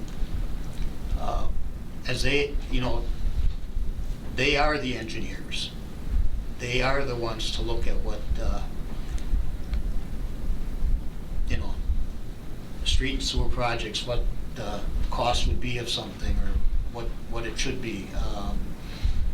That's why when we're talking about the assessment is, it has to be talked with finance, because the money, we have to get the money somehow. So, it's, that was my intent, is that it's, to have it here initially, but without anything to go on. I would like the information. It's like even the thing before where I mentioned about the reconsideration, is that that's hoping to have a meeting like the Thursday before the Tuesday meeting, so that you'd have that information. So it was there, so then you'd have those days that you could think over what the action was that was taken there. That's why I don't like committee meetings on the same night as the council meeting. An initial reaction to something, when you just find out something, hopefully is the right one. But I would bet that we've all probably had thoughts a day or two later that, hey, was that right? I know I think about decisions that we make a lot. And I'm not saying that I think we make the wrong decision all the time, but that I think at times we rush through things, and that's where last minute decisions are made, or can be wrong. But that's why I think to make decisions on that, we need information. And I think, as even mentioned with the previous item too, again, was with for the commission, airport commission, to come back with some of some direction to give us. So it's just I would like the information of what would happen if we do something. If we would. If we would do something. Say we don't pay for the site. Say somebody wants that the city to pay the entire cost of the sidewalk. What's the effect of that? In the Somehow referral. that's getting paid. Right. Yeah. Yep. And that would be part of what, in this case, the case of that, if there's different alternatives, that may be something that would come forward, that there's a different way to something else to look at, that'd be different. But I would need that information. I couldn't just vote and say, I could say, because that may be what I feel that I'd want to do, but I'd still like to see what the effect of it would be. What the cost, where does that cost, the cost has to be paid. So it doesn't matter, so it's which pocket, or whose pocket does it come out of to pay for something, so. But, and that's just using that for the example, but the example is, or the thing is that I would just like to have the information at the meeting to make that decision. But if what I'm hearing or then speaking to is that if we're going to just, okay, this is something we want to look at, what do we do then? How do we proceed? Well, We still have to get the information. yeah, getting back to that, a study that the engineering department's going to do. I think we left one thing out. I think we should ask them to give us a recommendation on what we're going to do, or what they recommend we do with the sidewalk that the people have been charged for. Are we gonna charge them 50%, like the ordinance says that we can? And it's legal, because the council has waived the entire cost of some of the sidewalk. But, yeah. So we put those people at ease as to what they're gonna have to pay. We got them sky high now, they're all upset. Well, the decision's been made, buddy. Yeah. The decision's So, been made. No, the decision's been made. Yeah, well, It's been make made. this Well, decision. What I think Bud is talking about is Yeah. that if we throw a blanket thing at staff and say, do a study on every single thing that we don't even know that we want to know the answer for, if we're not even gonna vote for it, now we're wasting everybody's time. Well, But what I'm afraid of is that, if some of these people really get upset enough and they throw $100 in the pot and they get an attorney to represent them, and the judge agrees with the attorney, the city's got a big expense. We're writing a check. They might wind up paying for the blacktop and the curb and gutter and the sidewalk and the leads and everything, because they haven't held a public hearing like they were supposed to. And they haven't given the people a chance to be heard. And they haven't notified them that they can appeal the assessment.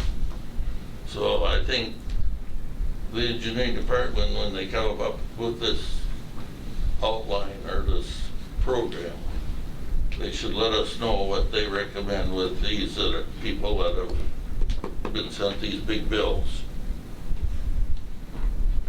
And to me, I would say the city should compromise and at least pay 50% of it. Yeah, and that's an option. They legally could pay the whole 100% of it, because they've done it in the past. But they've got something on record right here, signed by Greenway, 50%. And it hasn't been deleted or rescinded. I guess getting back to Tom's referral, or Tom's item here, I agree. Tom and I, we've talked about agendas and referrals all the way back when we were doing 2 council meetings a month, and, that whole process of switching over. And, I think sometimes we have a serious, at times I think there's communication gaps between all committees and all staff, and, sometimes, and you find me, I push back more when I feel like, sometimes I feel like I'm at the end of a process and I wasn't kept in a loop through the process. And then I get on an agenda and here's the agenda item, yeah, and I have time to come and ask questions, but I feel like I get pigeonholed and I need to make a decision that night, and that's usually when I push back and I say no more so. But I agree, that communication both ways, giving staff ample, because staff doesn't want us to say, we need this for, we've got council next week, you need to spend the next week getting all this information for council, and then we'll decide. And so that's, I agree, we need to give staff that same courtesy, that to give them time to be able to research amongst the other things they're doing. But in the same token, I want to have time and have months to chew on projects that are going on. And Joe does, you do send emails, in which I appreciate. And because, yeah, I don't want to get to a committee meeting and then all of a sudden, or even get an agenda a week before the committee meeting, and here you need to make this big decision, and you've got a week to do it, where, I like to just be kept in the loop a little bit more on what's going on and what's going to be coming up in the hopper that I need to make a decision on, whether it be in a month or 2 from now. Just so I don't get pigeonholed at the end there and say, well, okay, now you got to be yes or no. And sometimes I feel like I have to vote yes because staff has invested so much time, and I don't want to feel like I'm wasting their time by voting against it. But if I felt like I was more in the loop, and because I knew about these projects months before, because like you said, Jackson Street's been in the hopper for a while. And, I know previous councils, but citizens can re-elect, or they can elect new council members because they're not in favor of projects too. And And so I didn't know Jackson Street was been this whole long process until just recently with the design thing. And so I feel more comfortable myself knowing kind of what's coming up more so, just in the same token as not dropping something on staff, no matter which committee, that we need this research all done and spend the next week doing it, and then have to make a decision that night. And, you know, I think sometimes we have a communication gap between committees and staff, through all the committees and all the staff. And then that's my struggle, and I agree. But we've been, getting back to my point, is that referrals and these discussions have been going on for so many years. We just can't seem to come up with something that works for staff and council, and where we're all informed and we all have time to make decisions and have time to do research. And it's been a never-ending process for many years now. Well, and I'll reiterate your concern, Mr. Blazer, in terms of the lack of communication. And we'll use the Jackson Street project. When was the email that you sent me to have that special meeting that was right before the council meeting to approve the Jackson Street process or project as a design services? And then that was the one meeting that you weren't there, and you wanted that one rescinded. I think we voted to postpone it till the next meeting anyway, to the next committee meeting. That was our vote, 2-0. But that, I had no idea that this project is going until last minute, and then we're told that, hey, you guys need to pass this because time constraints is affecting us, and there's no communication. So We generally have projects though in our capital improvement plan that, you know, they're there usually 5-6 years out. You know, most of our projects, we have preliminary resolutions 2 years out. In particular for West Jackson, and I don't want to use it as an excuse, but we did bring the state municipal agreement earlier in 2019. So, I mean, there's still months between times when everybody gets to see it. But, I mean, it is part of a continual process. And in talking with the state, they said, well, when are you going to hire a consultant? When they notified us in January of 2019. It's like, well, we just approved a budget for 2019, and we didn't know we had the project yet. And so we're going to wait until next budget cycle so that we've got funds to look at a project. But that lack of communication. And I think maybe something that might help is, because that capital improvements project's been more of an engineering type document, and I think So I'm working with the GIS coordinator right now, so that becomes more of a online map type feature. So you can click on, well, there's a green line. What is that? Okay, well that's a project for this particular year that's currently proposed. So we're trying to make it much more user friendly, because it isn't now. Right, and I think that's, you know, more so even maybe having not regular but irregular discussions on the capital improvement projects amongst council to see if that's really a project we even want to think about taking up. That might be on a priority list, but, you know, maybe council members feel that we need to shift it, and then that would hold us a little more accountable to future projects coming up, but I haven't seen that document in quite a long time. Sure. And maybe that might hold us a little more accountable to the projects that are in the hopper, or kind of we can question about it, or, you know, have a little more discussion on capital improvements, because I don't think we do enough of that citywide, and what our priorities are, and those. I just think that maybe that might institute a little better discussion about, hey, did I see this? Because we can look at a document and say, 4 years from now you see this project. Well, council might feel that it might be more important to bump it up for some reason, or I don't know, you know, because it can be fluid depending on what catastrophe happens, or water main breaks, just end up tearing up a road one winter. But I think maybe it might help hold us a little more accountable to projects coming up. Sure. Having a document that we can regularly look at.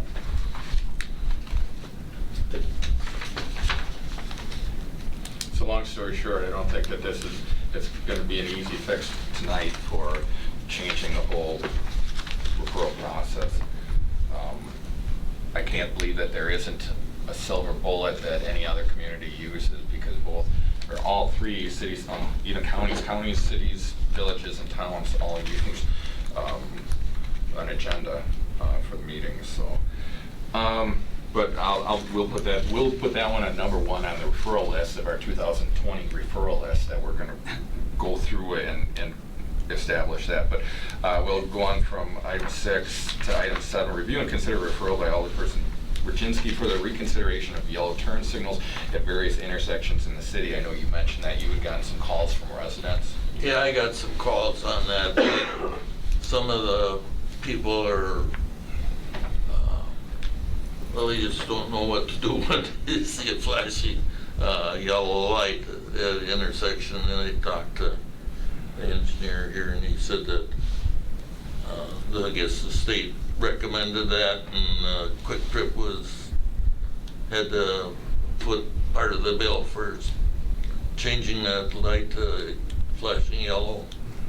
But I noticed the one on East Grand and 8th Street is flashing too. And you mentioned that there was only one in the city. Well, there's 2 that I know of. Yeah, so there's only one left turn. I think the one at East Grand is just a right turn, or is there a flashing left? I don't think there's a flashing left. I think there's a flashing permitted right. left, and Yeah. then just a solid yellow for that permitted left. I don't think that one oscillates, but I can offer a little bit of history on that if you're interested. Huh? I can offer a little history on that if you're interested. The flashing yellows, the research for that started by the Federal Highway Administration back in the, I think it was the mid-1990s. And it was a 7-year study process looking at traffic safety and some issues with primarily left turn movements on a green ball. And after 7 years of research and then several more years of study and consideration, I think it was 2006, the Federal Highway Commission issued a memo to modify the manual on uniform traffic control devices to recommend that flashing, that permitted left turn is is part of the menu for traffic signals. Now here in Wisconsin Rapids, the first one we did was at Lincoln and the Expressway. We do have a sign beneath Yeah, that helps. that helps. And I think many communities where it's new, that sign is included. After a period of time, and in some circumstances, that sign can clutter things up. Even at, Joe and I were talking, even at Lincoln and the Expressway, there's some concern about how that might be cluttering some of the pedestrian access to that island and using it as a refuge, with that sign kind of where it's at is a little bit low. But in general, anytime there's a flashing yellow, you can perform that movement with caution. And so if it's a yellow ball that's flashing, it's whatever direction you like, you can proceed with caution. And if it's that left turn arrow flashing, you can make that, it's permitted, but use caution. And it's really to help remind drivers that a green light doesn't mean you can go anywhere you want. And that was what instigated that Federal Highway Commission study in the first place, is trying to improve that left turn movement and safety thereof. Have you had any increase in accidents or anything at that intersection? Not that we're aware of. Just south of there at Daly. Yeah. That's more of a problem area. Yeah, that one is. Down the Yeah. expressway, but, Yeah. so that's something that we're looking at, continuing to look at. But the flashing yellow arrow is primarily for safety. As Joe mentioned, when people would see a green light, they would proceed thinking, just reaction, it's green, I can go. Well, the flashing yellow, psychologically, causes you to pause for a split second to think, hey, what am I doing here? Am I supposed to turn, or should I wait? Yeah, I think the signs help some. And it's like roundabouts, and it's new for us. And it'll take people some time to get used to it. I do have, the Wisconsin DOT puts out a brochure on what the flashing yellow means and how to, you know, with all the lights, the red arrow, the yellow solid arrow, the flashing yellow. You got an extra copy of Yep, that? yep, there's a bunch of them here, so. I think one of the things that I've noticed with this, I'm not against it or for or whatever, I don't, very briefly, take a left hand from going eastbound on the Riverview Expressway onto Lincoln Street. I go the other way because I live behind McDonald's there, but I've noticed there, when I have turned it, I don't regularly turn there, but there's a time when the Lincoln Street arrow, the Lincoln Street lights go red, and you're assuming that you're gonna get green going eastbound on there, and you don't, because there's the turn lane from westbound going on to Lincoln Street, but it's still red, and then now it's flashing yellow, turn left, and it's like, this is a red light. And that caught me off guard. I paused, you know, and there wasn't anybody behind me, so there wasn't anyone to beep at me. But it was a case where I waited until it turned green and then proceeded to wait after the oncoming traffic went. So that's where it got confusing. Like, because in bigger cities, you'll have that blinking turn lane. After you get the green, it'll go to red, but then to allow people to turn through traffic because there's multiple lanes and everything like that, like Appleton or even Wausau. But this particular one has got that where the cross street now is red. You're still red because of that other opposing turn lane, but then you get the yellow, and that I can't imagine for, you know, older individuals too. Yeah, the other one is right here on the expressway in Jackson Street. If you're going up to the intersection of the expressway in Jackson and you're going to turn to the left, going down to Chase, that yellow arrow there, it allows you to get into the middle of the intersection, and that's as far as you go. Then the green turns from the other way. So the second car don't get through the intersection, and the first one only makes it halfway. Yeah. So Yep. I don't know what you can do there. But Yeah, it's tricky. We've looked at those, and the intersection that you've described, typically we're used to experiencing an intersection where that would occur where there's some divided median. So if you're in an exclusive left turn lane and all of a sudden you've got a flashing yellow, you can proceed. What's happening from the other direction is they got a green ball and a green. So Yeah.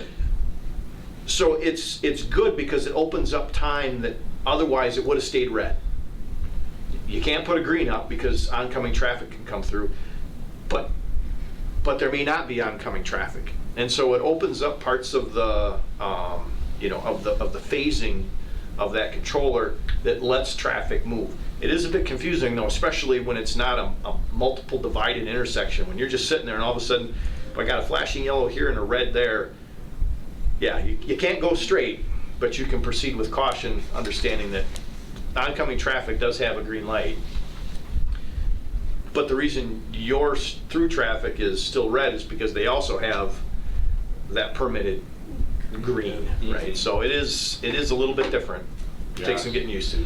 And I guess I haven't had any call. I mean, if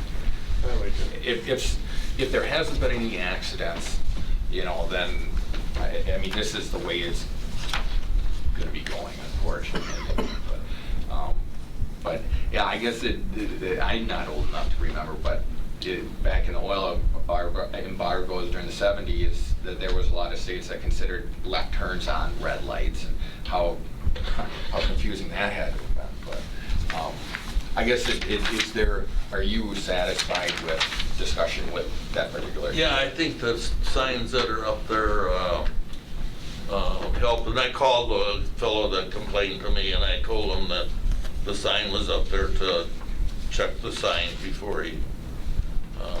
And we can pass out if someone's interested or wants to, you know, they can stop up and we can get them a copy of this DOT document as well. Okay. Wonderful. Then we'll move on to item number 8, Director of Public Works report. So I have a report for those of you that have been on the committee since I've been around for our January report. Sorry, Joe.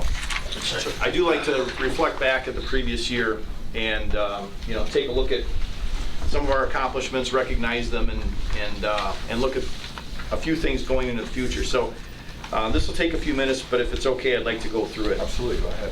2019 was a busy and challenging year for the Public Works Department. Public Works performed or oversaw nearly $21 million in projects, which is 7 times the typical amount. High-profile projects, including the East River Bank, East Grand, and the Aquatic Park, required a higher than normal level of project coordination and communication.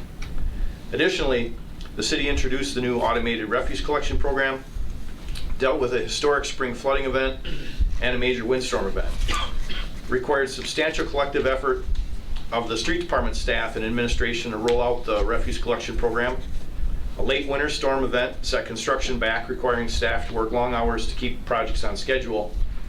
And the swift action by staff prevented the flooding of at least 14 buildings and hundreds of thousands of dollars in damage during the flood event this spring.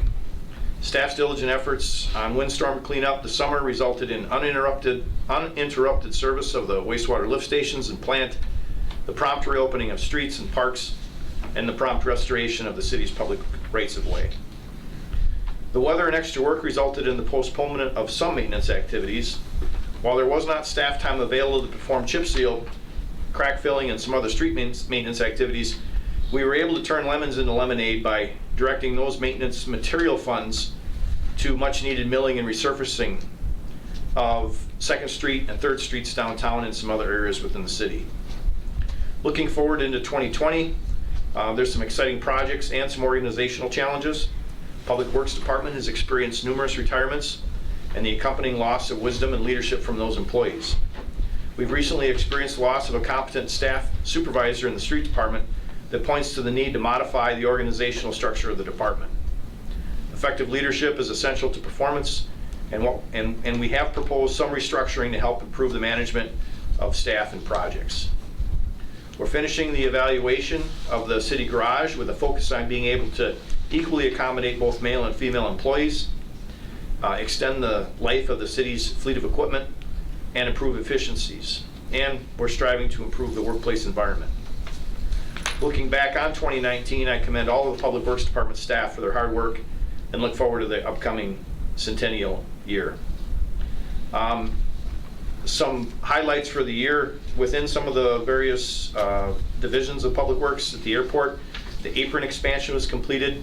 The taxiways are completed. The taxiway lighting project and signage project has been completed. The electrical vault building has been completed. The airport expansion is completed. The commission-owned hangar construction has commenced with footings and foundation walls complete. Water and sewer lines are installed to the right-of-way, and site prep and stormwater mitigation has commenced. The airport, some of you may remember this, but this is really interesting. The airport received the Heart of Wisconsin Chamber's Regional Economic Impact Award for 2018. That was awarded in early 2019. Very unusual for a division of a municipality to receive an award like that. Annexation documents were prepared for city and state review. The terminal building had a number of improvements done, maintenance improvements done. The EAA chapter refurbished the WIN-T, and that has been reinstalled. There's ongoing collaboration for the airport terminal marketing partnership with the Ho-Chunk, the Chamber, and the Visitors Convention Bureau. There's also collaboration for new intergovernmental agreements for management services underway right now. 2 petitions for state and federal development funding were submitted.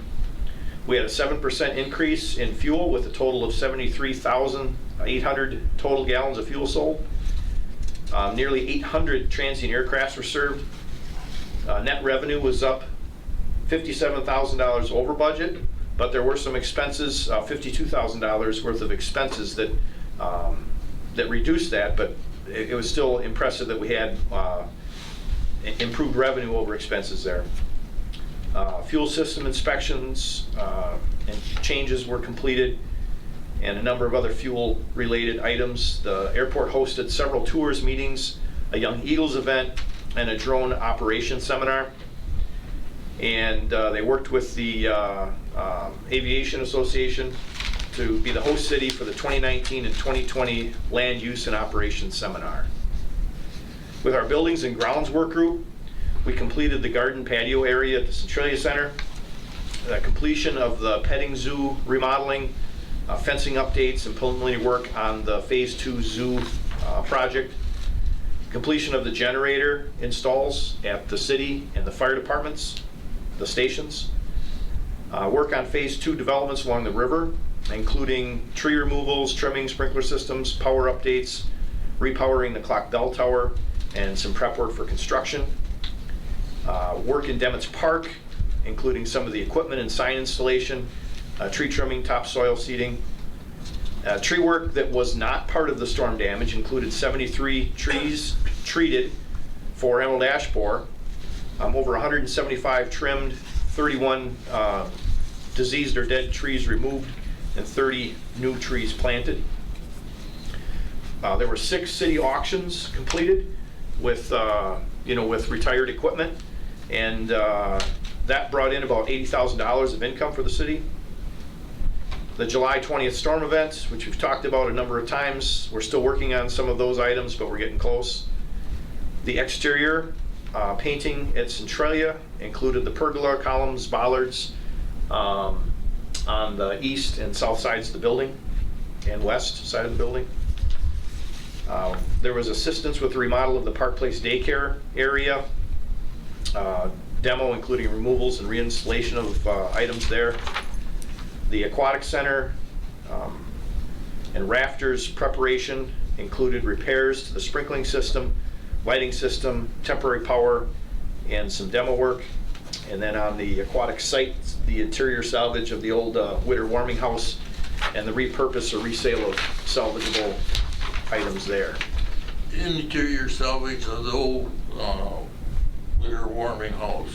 So the light fixtures, the heating unit, any toilets, any toilet partitions.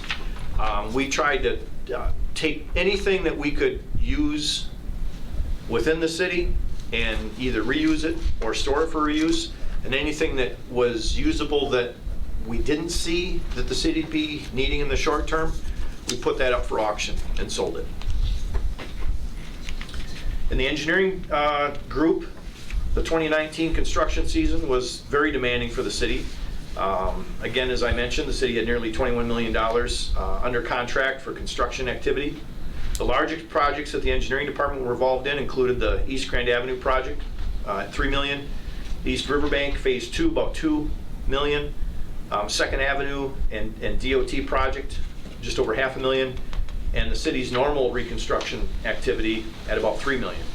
The Director of Public Works is overseeing the aquatic project at just under $12 million, allowing the engineering department to focus on the aforementioned projects.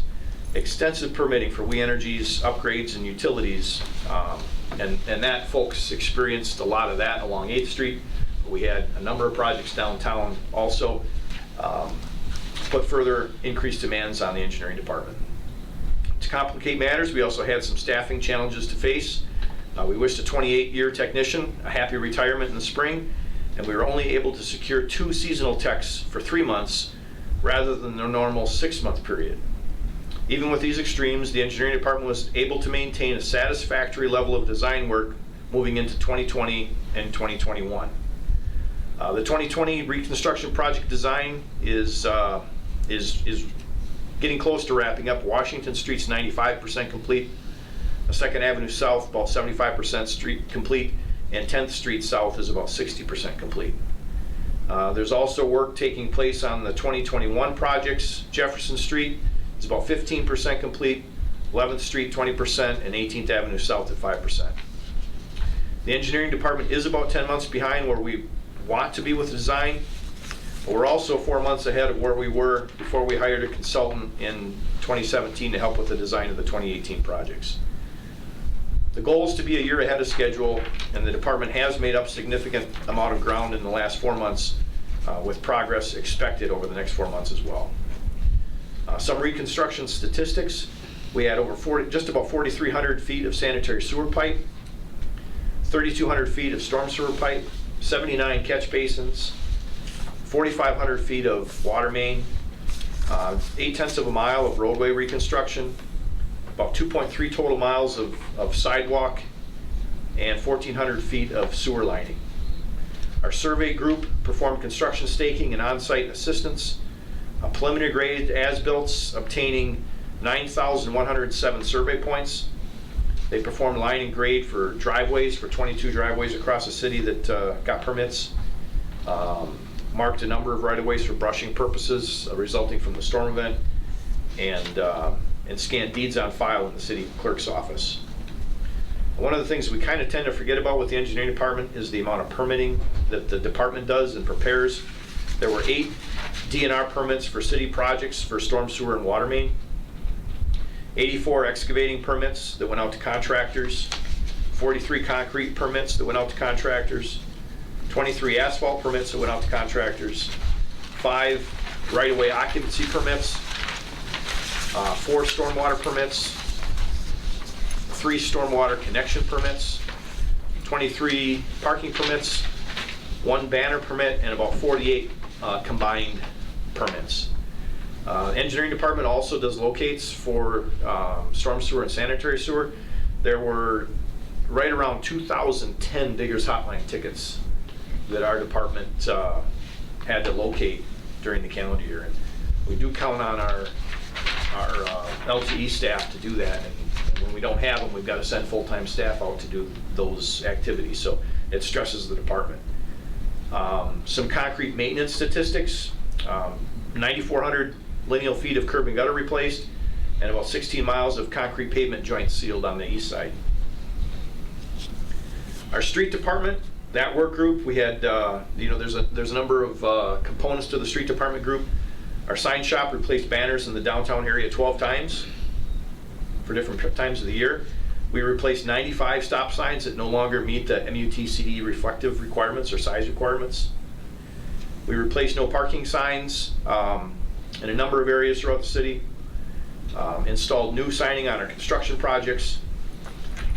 Painted our centerline crosswalks, parking stalls, etc. Equivalent to just under 3,000 gallons of white paint, 3,400 gallons of yellow paint, and about 6,100 pounds of glass beads. Provided traffic control for the community's celebratory events, the parades, Lunch by the River, Farmers Market, etc. Our staff put together and prepared for delivery 6,800 automated garbage cans and assisted the contractor in delivery of 6,771 cans and started the automated collection process in July of 2019. We collected 5,200 tons of refuse, which is a reduction of about 436 tons from 2018 during the same time period. 1,200 tons of recyclable materials collected from residents, which is a slight reduction from the previous year. About 2,000 tons of street sweepings removed and delivered to the landfill. About 2,700 cubic yards of yard waste collected, processed, and managed. We assisted or completed 3 emergency sanitary service replacements. Supplied staff to assist the waste. Look, 3 emergency sanitary sewer. That would be a private resident that had a sanitary sewer service. Their private service collapsed. And a few years ago, we made a determination that in most cases, a plumber doesn't have the equipment, and most of the contractors aren't comfortable doing the work in the streets anymore. So we will do that work to the right-of-way for the private resident and charge for it. The wastewater utility did add a 25-cent emergency lateral replacement fee, and the objective of that fee is to cover, because the cost of replacing the sidewalk, the curb, the street, those pieces of structure in addition to their sanitary sewer lateral ends up being really expensive. And so we established that 25-cent fee. That goes into a pot. So if there is a unexpected emergency failure, the city will assist by covering the cost for that sidewalk, curb, and street, so that they can just focus on the cost of their sanitary sewer lateral. So we did have 3 of those in 2019. The street group works with the wastewater group to assist in the flushing of dead-end sanitary manholes in the collection system. And we share equipment and staff in hauling the Class A exceptional quality sludge to end users. We replaced or adjusted 12 sanitary storm manholes, repaired 139 catch basins, completely rebuilt 3 catch basins. We had 13 full-depth concrete patches and 53 square yards of pavement replacement. A number of hot patches on city streets, about 602 tons of hot mix in that work. We hand sprayed about 97,000 square yards of streets. Now that's not, we didn't spray that many. It was cracks in the streets that took up 97,000 square yards. So we're preparing for chip sealing for 2020. We implemented a new mill and fill program in the downtown business district and various other locations that we intend to incorporate in our regular maintenance procedures. We assisted Grand Rapids in the resurfacing on Whitrock Avenue from 8th Street to 12th Street.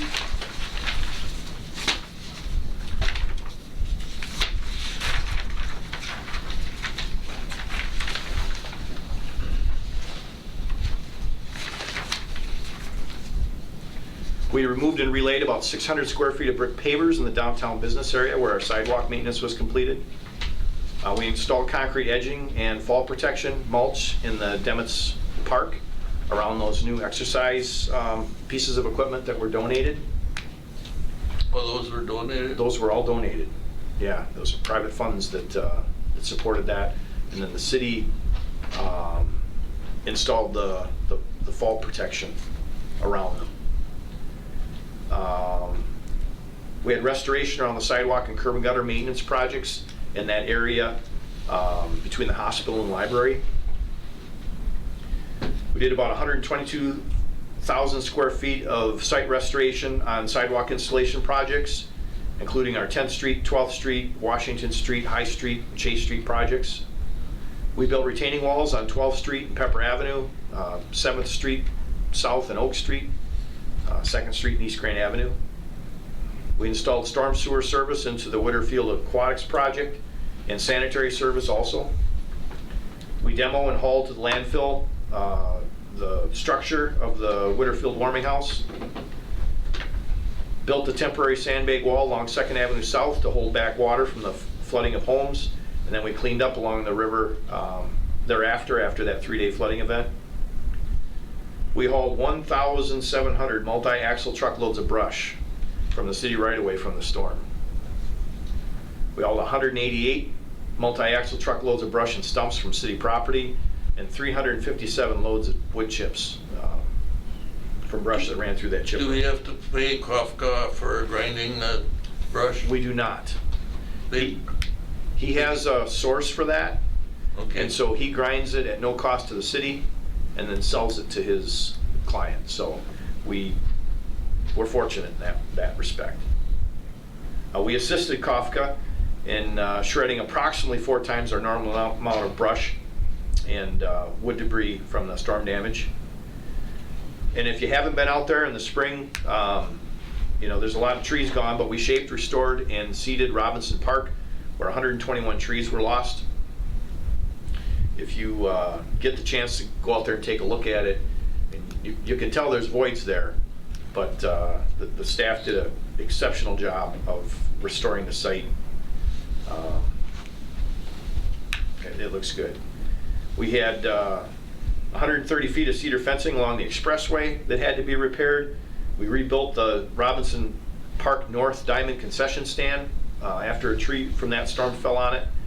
We converted some of the existing lighting in the city garage to LED. participated in and administrated the building and site analysis of the city garage. Did a number of undercarriage and blade maintenance projects on our equipment.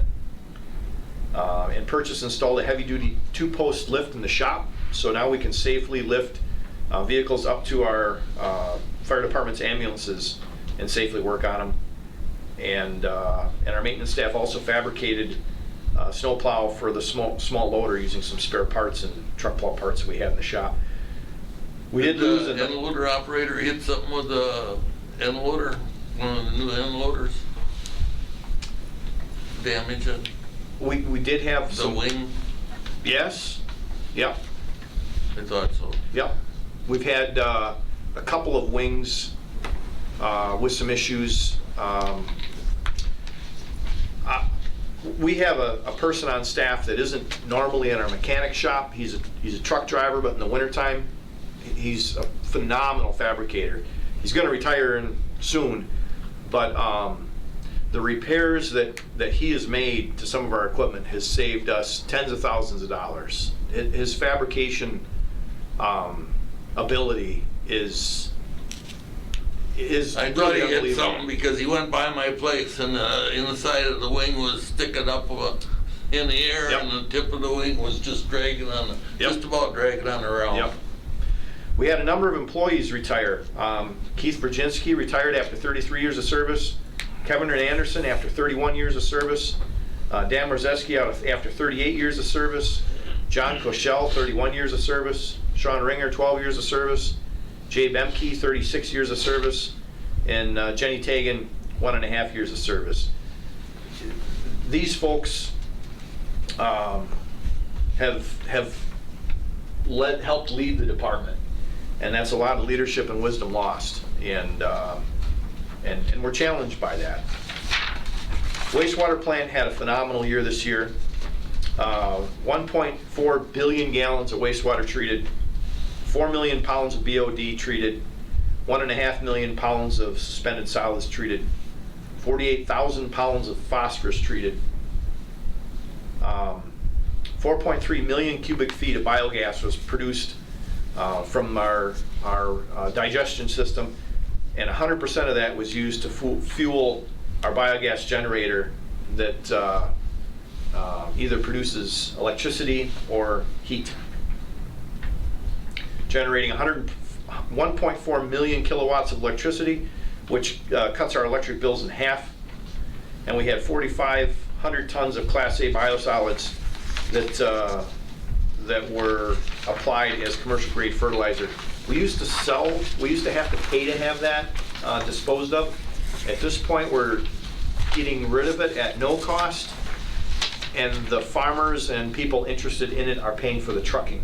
So it's a net zero. So it's saving the city probably, at least the wastewater utility, probably 30,000-ish a year by being a Class A exceptional quality. How many farms you got that you all to? I'd have to get back to you on that. I think there's a handful. Out towards Pittsville? Yeah, Pittsville. I think there's one towards Plover, and then maybe one up towards Arpin that we're hauling to now. And it can vary. It depends on who's willing to pay for it. And again, the product is at no cost. They're just paying for the trucking. Yeah, you don't have to look that up Yep. for me.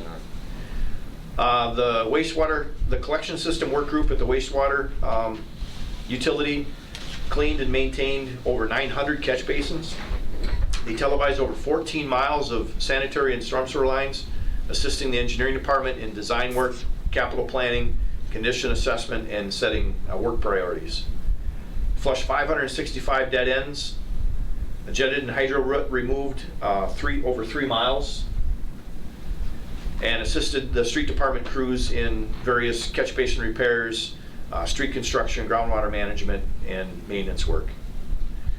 Some additional highlights for wastewater: completed a 3-year lift station upgrade project. Now all 17 of the city's lift stations communicate with the plant via radio telemetry. This greatly reduces or increases remote functionality, reliable communication, and the quantity and quality of the data that's sent back to the plant. 7 lift stations were upgraded with pressure level transducers and new digital controllers. And again, this increases the reliability and function. The plant itself, the performance is fully restored from past settling struggles. Several in-house initiatives over the past 3 years have led to consistent settling numbers, which are all within acceptable design criteria of the facility for the first time since the facility was upgraded. The plant treatment capacity has also been restored, which leaves the city with plenty of room for growth and more attractive service to businesses with large wastewater needs. Some piping changes and processes have allowed to the digester have allowed more flexibility with solids, recirculation, and feed points. So helpfully, this will hopefully help eliminate some of the heat exchange issues where we have to continually and consistently clean that thing. And we feel if we are able to reroute some of that, we'll not have to spend as much money cleaning. 2019 was another new record for hauled in waste at the facility. Not only does it help balance nutrient load, it helps settlability and brings in extra revenue. And the improved settling has led to less chemical consumption, better dewatering and biosolids thickening, and it saves utility on chemicals. And another thing that I forgot to include in the report is that Ryan Giefer Ryan Giefer was nominated and awarded the 2019 Wastewater Operator of the Year. And that doesn't come just with him. It's that work group. It is an exceptional group. They're doing tremendous work. We did have 2 retirements, Pat Heineck and Pat Ethier. Where did Heineck work? So Heineck was at the street department and moved down to the wastewater plant. He's been down there for a few years as a relief operator. He has since left and gone to, I think it's Janesville. And Pat Ethier retired. So I really want to commend, and I know it took a while to go through this, but I think it deserves recognition. With the storm events that we had, the amount of projects, it's a highly unusual year. And I won't say it hasn't been without a lot of stress, but the staff has performed just beyond expectations, and I couldn't be prouder of them. So I wanted to take the time to go through that for that reason. Thank you for such a comprehensive annual report on this. This is one reason why I feel good about living in Wisconsin Rapids. This is great, so thank you for that. Sure. Does anybody have anything for Director of Public Works? Nope. All right, with that being said, thank you again, Joe. We'll move on to review of the referral list, and we could kind of do this in a little bit more expedited way with the particular items on here. I'll quick read through and see what we want to keep and what we're going to not keep, and then we're going to start over with putting Tom's item on there with the referral committee referral process. So, request from Mr. Rayom about A Street. I mean, this goes back to 2016. Are we gonna kind of talk about that? Are we not gonna talk about that in 2020? It's probably a case where the bypass is maybe 10, 12, 15, 18 years out. So is that something that the committee wants to still have on? I would recommend leaving it on. I think we are still working with DOT. The condition of 8th Street is deteriorating rapidly, and we really do need the DOT support in order to refurbish 8th Street. And I met with the secretary of the DOT this spring to talk about this project and its financing. It is on our capital improvement plan.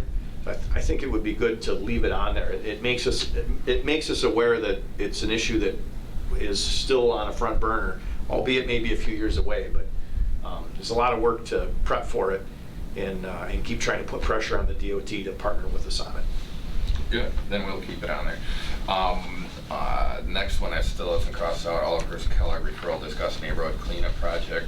That goes back to 2016. I know we've talked about it, or we put it on agenda a little bit here and there when we've had a slow agenda, but Mr. Kellogg was here earlier. I'll cross that off, and if it's a case where Mr. Kellogg wants to bring it forth, I'll absolutely throw it on the agenda. Let's cross that off then. We've got develop a street resurfacing program separate but complementary to the chip seal and street replacement program.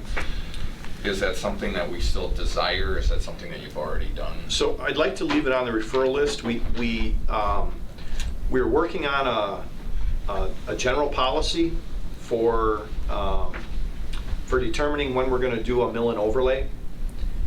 We didn't complete that policy draft to bring it to committee yet.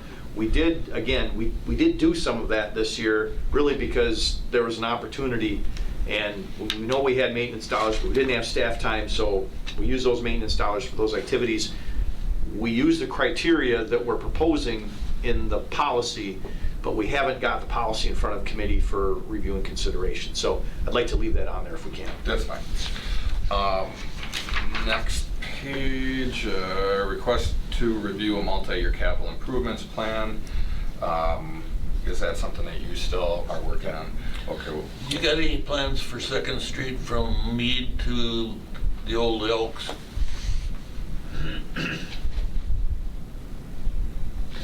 I don't think that's currently on the capital improvement plan. The reason for that, it's not that the street's not in poor condition. When we've been working on the capital improvement plan, generally, we've been trying to find, because there's so many projects that need to be done, we're generally trying to coordinate projects that the waterworks and lighting utility are interested in. Wastewater is also in need, and generally then that street work's needed also. So I'd be glad to meet with you sometime and show you the map. In fact, I could bring that perhaps in an upcoming meeting to this committee. Yeah. We can review our current draft of the CIP. We did do a revision, but the revision isn't significant, so it wasn't brought before council for a formal review, but I can certainly bring what we have. And then we have a map that we generate regularly that shows our streets that are 40 years and older. And that helps us determine which underground projects are suitable at 40 years. If the underground isn't needed, those are the ones that we're looking at for our mill and overlay solutions, so that we're trying to plan obsolescence for those streets so that they're dead at the same time that the utilities are. If we, some of these streets we can get 60 years out of them, but if we can get 85 years out of the underground infrastructure, it didn't do us a whole lot of good to, Yeah. we've got that gap there, so we're Bring it along so we get We'll do that. chance to look at it, yeah. So next one, request to review areas of public access at or around Norton Pond. Are we still working on that? Okay. Yeah, that's still a priority. Request to review amending ordinance. That was mine. I'll actually cross that off until it actually is a concern. And the last one here, request to review storm sewer study from 1 Mile Creek to 16th, from 16th Street to 2 Mile Avenue. Mr. Blazer, do we want to still kind of look at that? I know that was one that both you and myself were looking at, but I haven't had any calls lately, but I know once we get some rainy weather, it's going to change. So I'll leave this off for now. If once it kind of comes, if it comes back, then I'll throw it on the agenda. And is there anything that I've somehow missed that has fallen off, that isn't crossed off on here, Mr. Blazer? A couple months ago, and sorry, Joy, to follow up, but I said follow up with you on installing a street light over on Parkway off of 12th in that cul-de-sac there. We talked about it a couple months ago at Public Works about for safety, because of the dance school there, there's kids and cars everywhere, and it's very dark also. So I don't know if we could install, potentially if it's feasible, to have a light installed around it, cul-de-sac there to give it some more light. We can look at that without a referral Yeah, too. yeah, that's fine too. That's I standard just thought of it procedure. again, and perfect. We're good, we don't need a referral on that. Anything else that I left off that somehow was missing, that got missed or whatever? If no one sees anything more, I mean, and again, it's a case where this is a nice guideline to have to show that we've done it, but I mean, as far as if there's an agenda item, let's throw it on the agenda, so. You stayed this whole time, Mr. Zerflu. This is an interesting meeting. Good. Join us monthly. Yeah. If there's Instead of watching nothing, it. if there's nothing more for referral list, then I will entertain a motion to adjourn. Also move to adjourn. A motion on the floor by Mr. Rayone, second by Mr. Virginski to adjourn the meeting at 8:25 PM. All those in favor say aye. Aye. Ayes have it. Meeting is adjourned.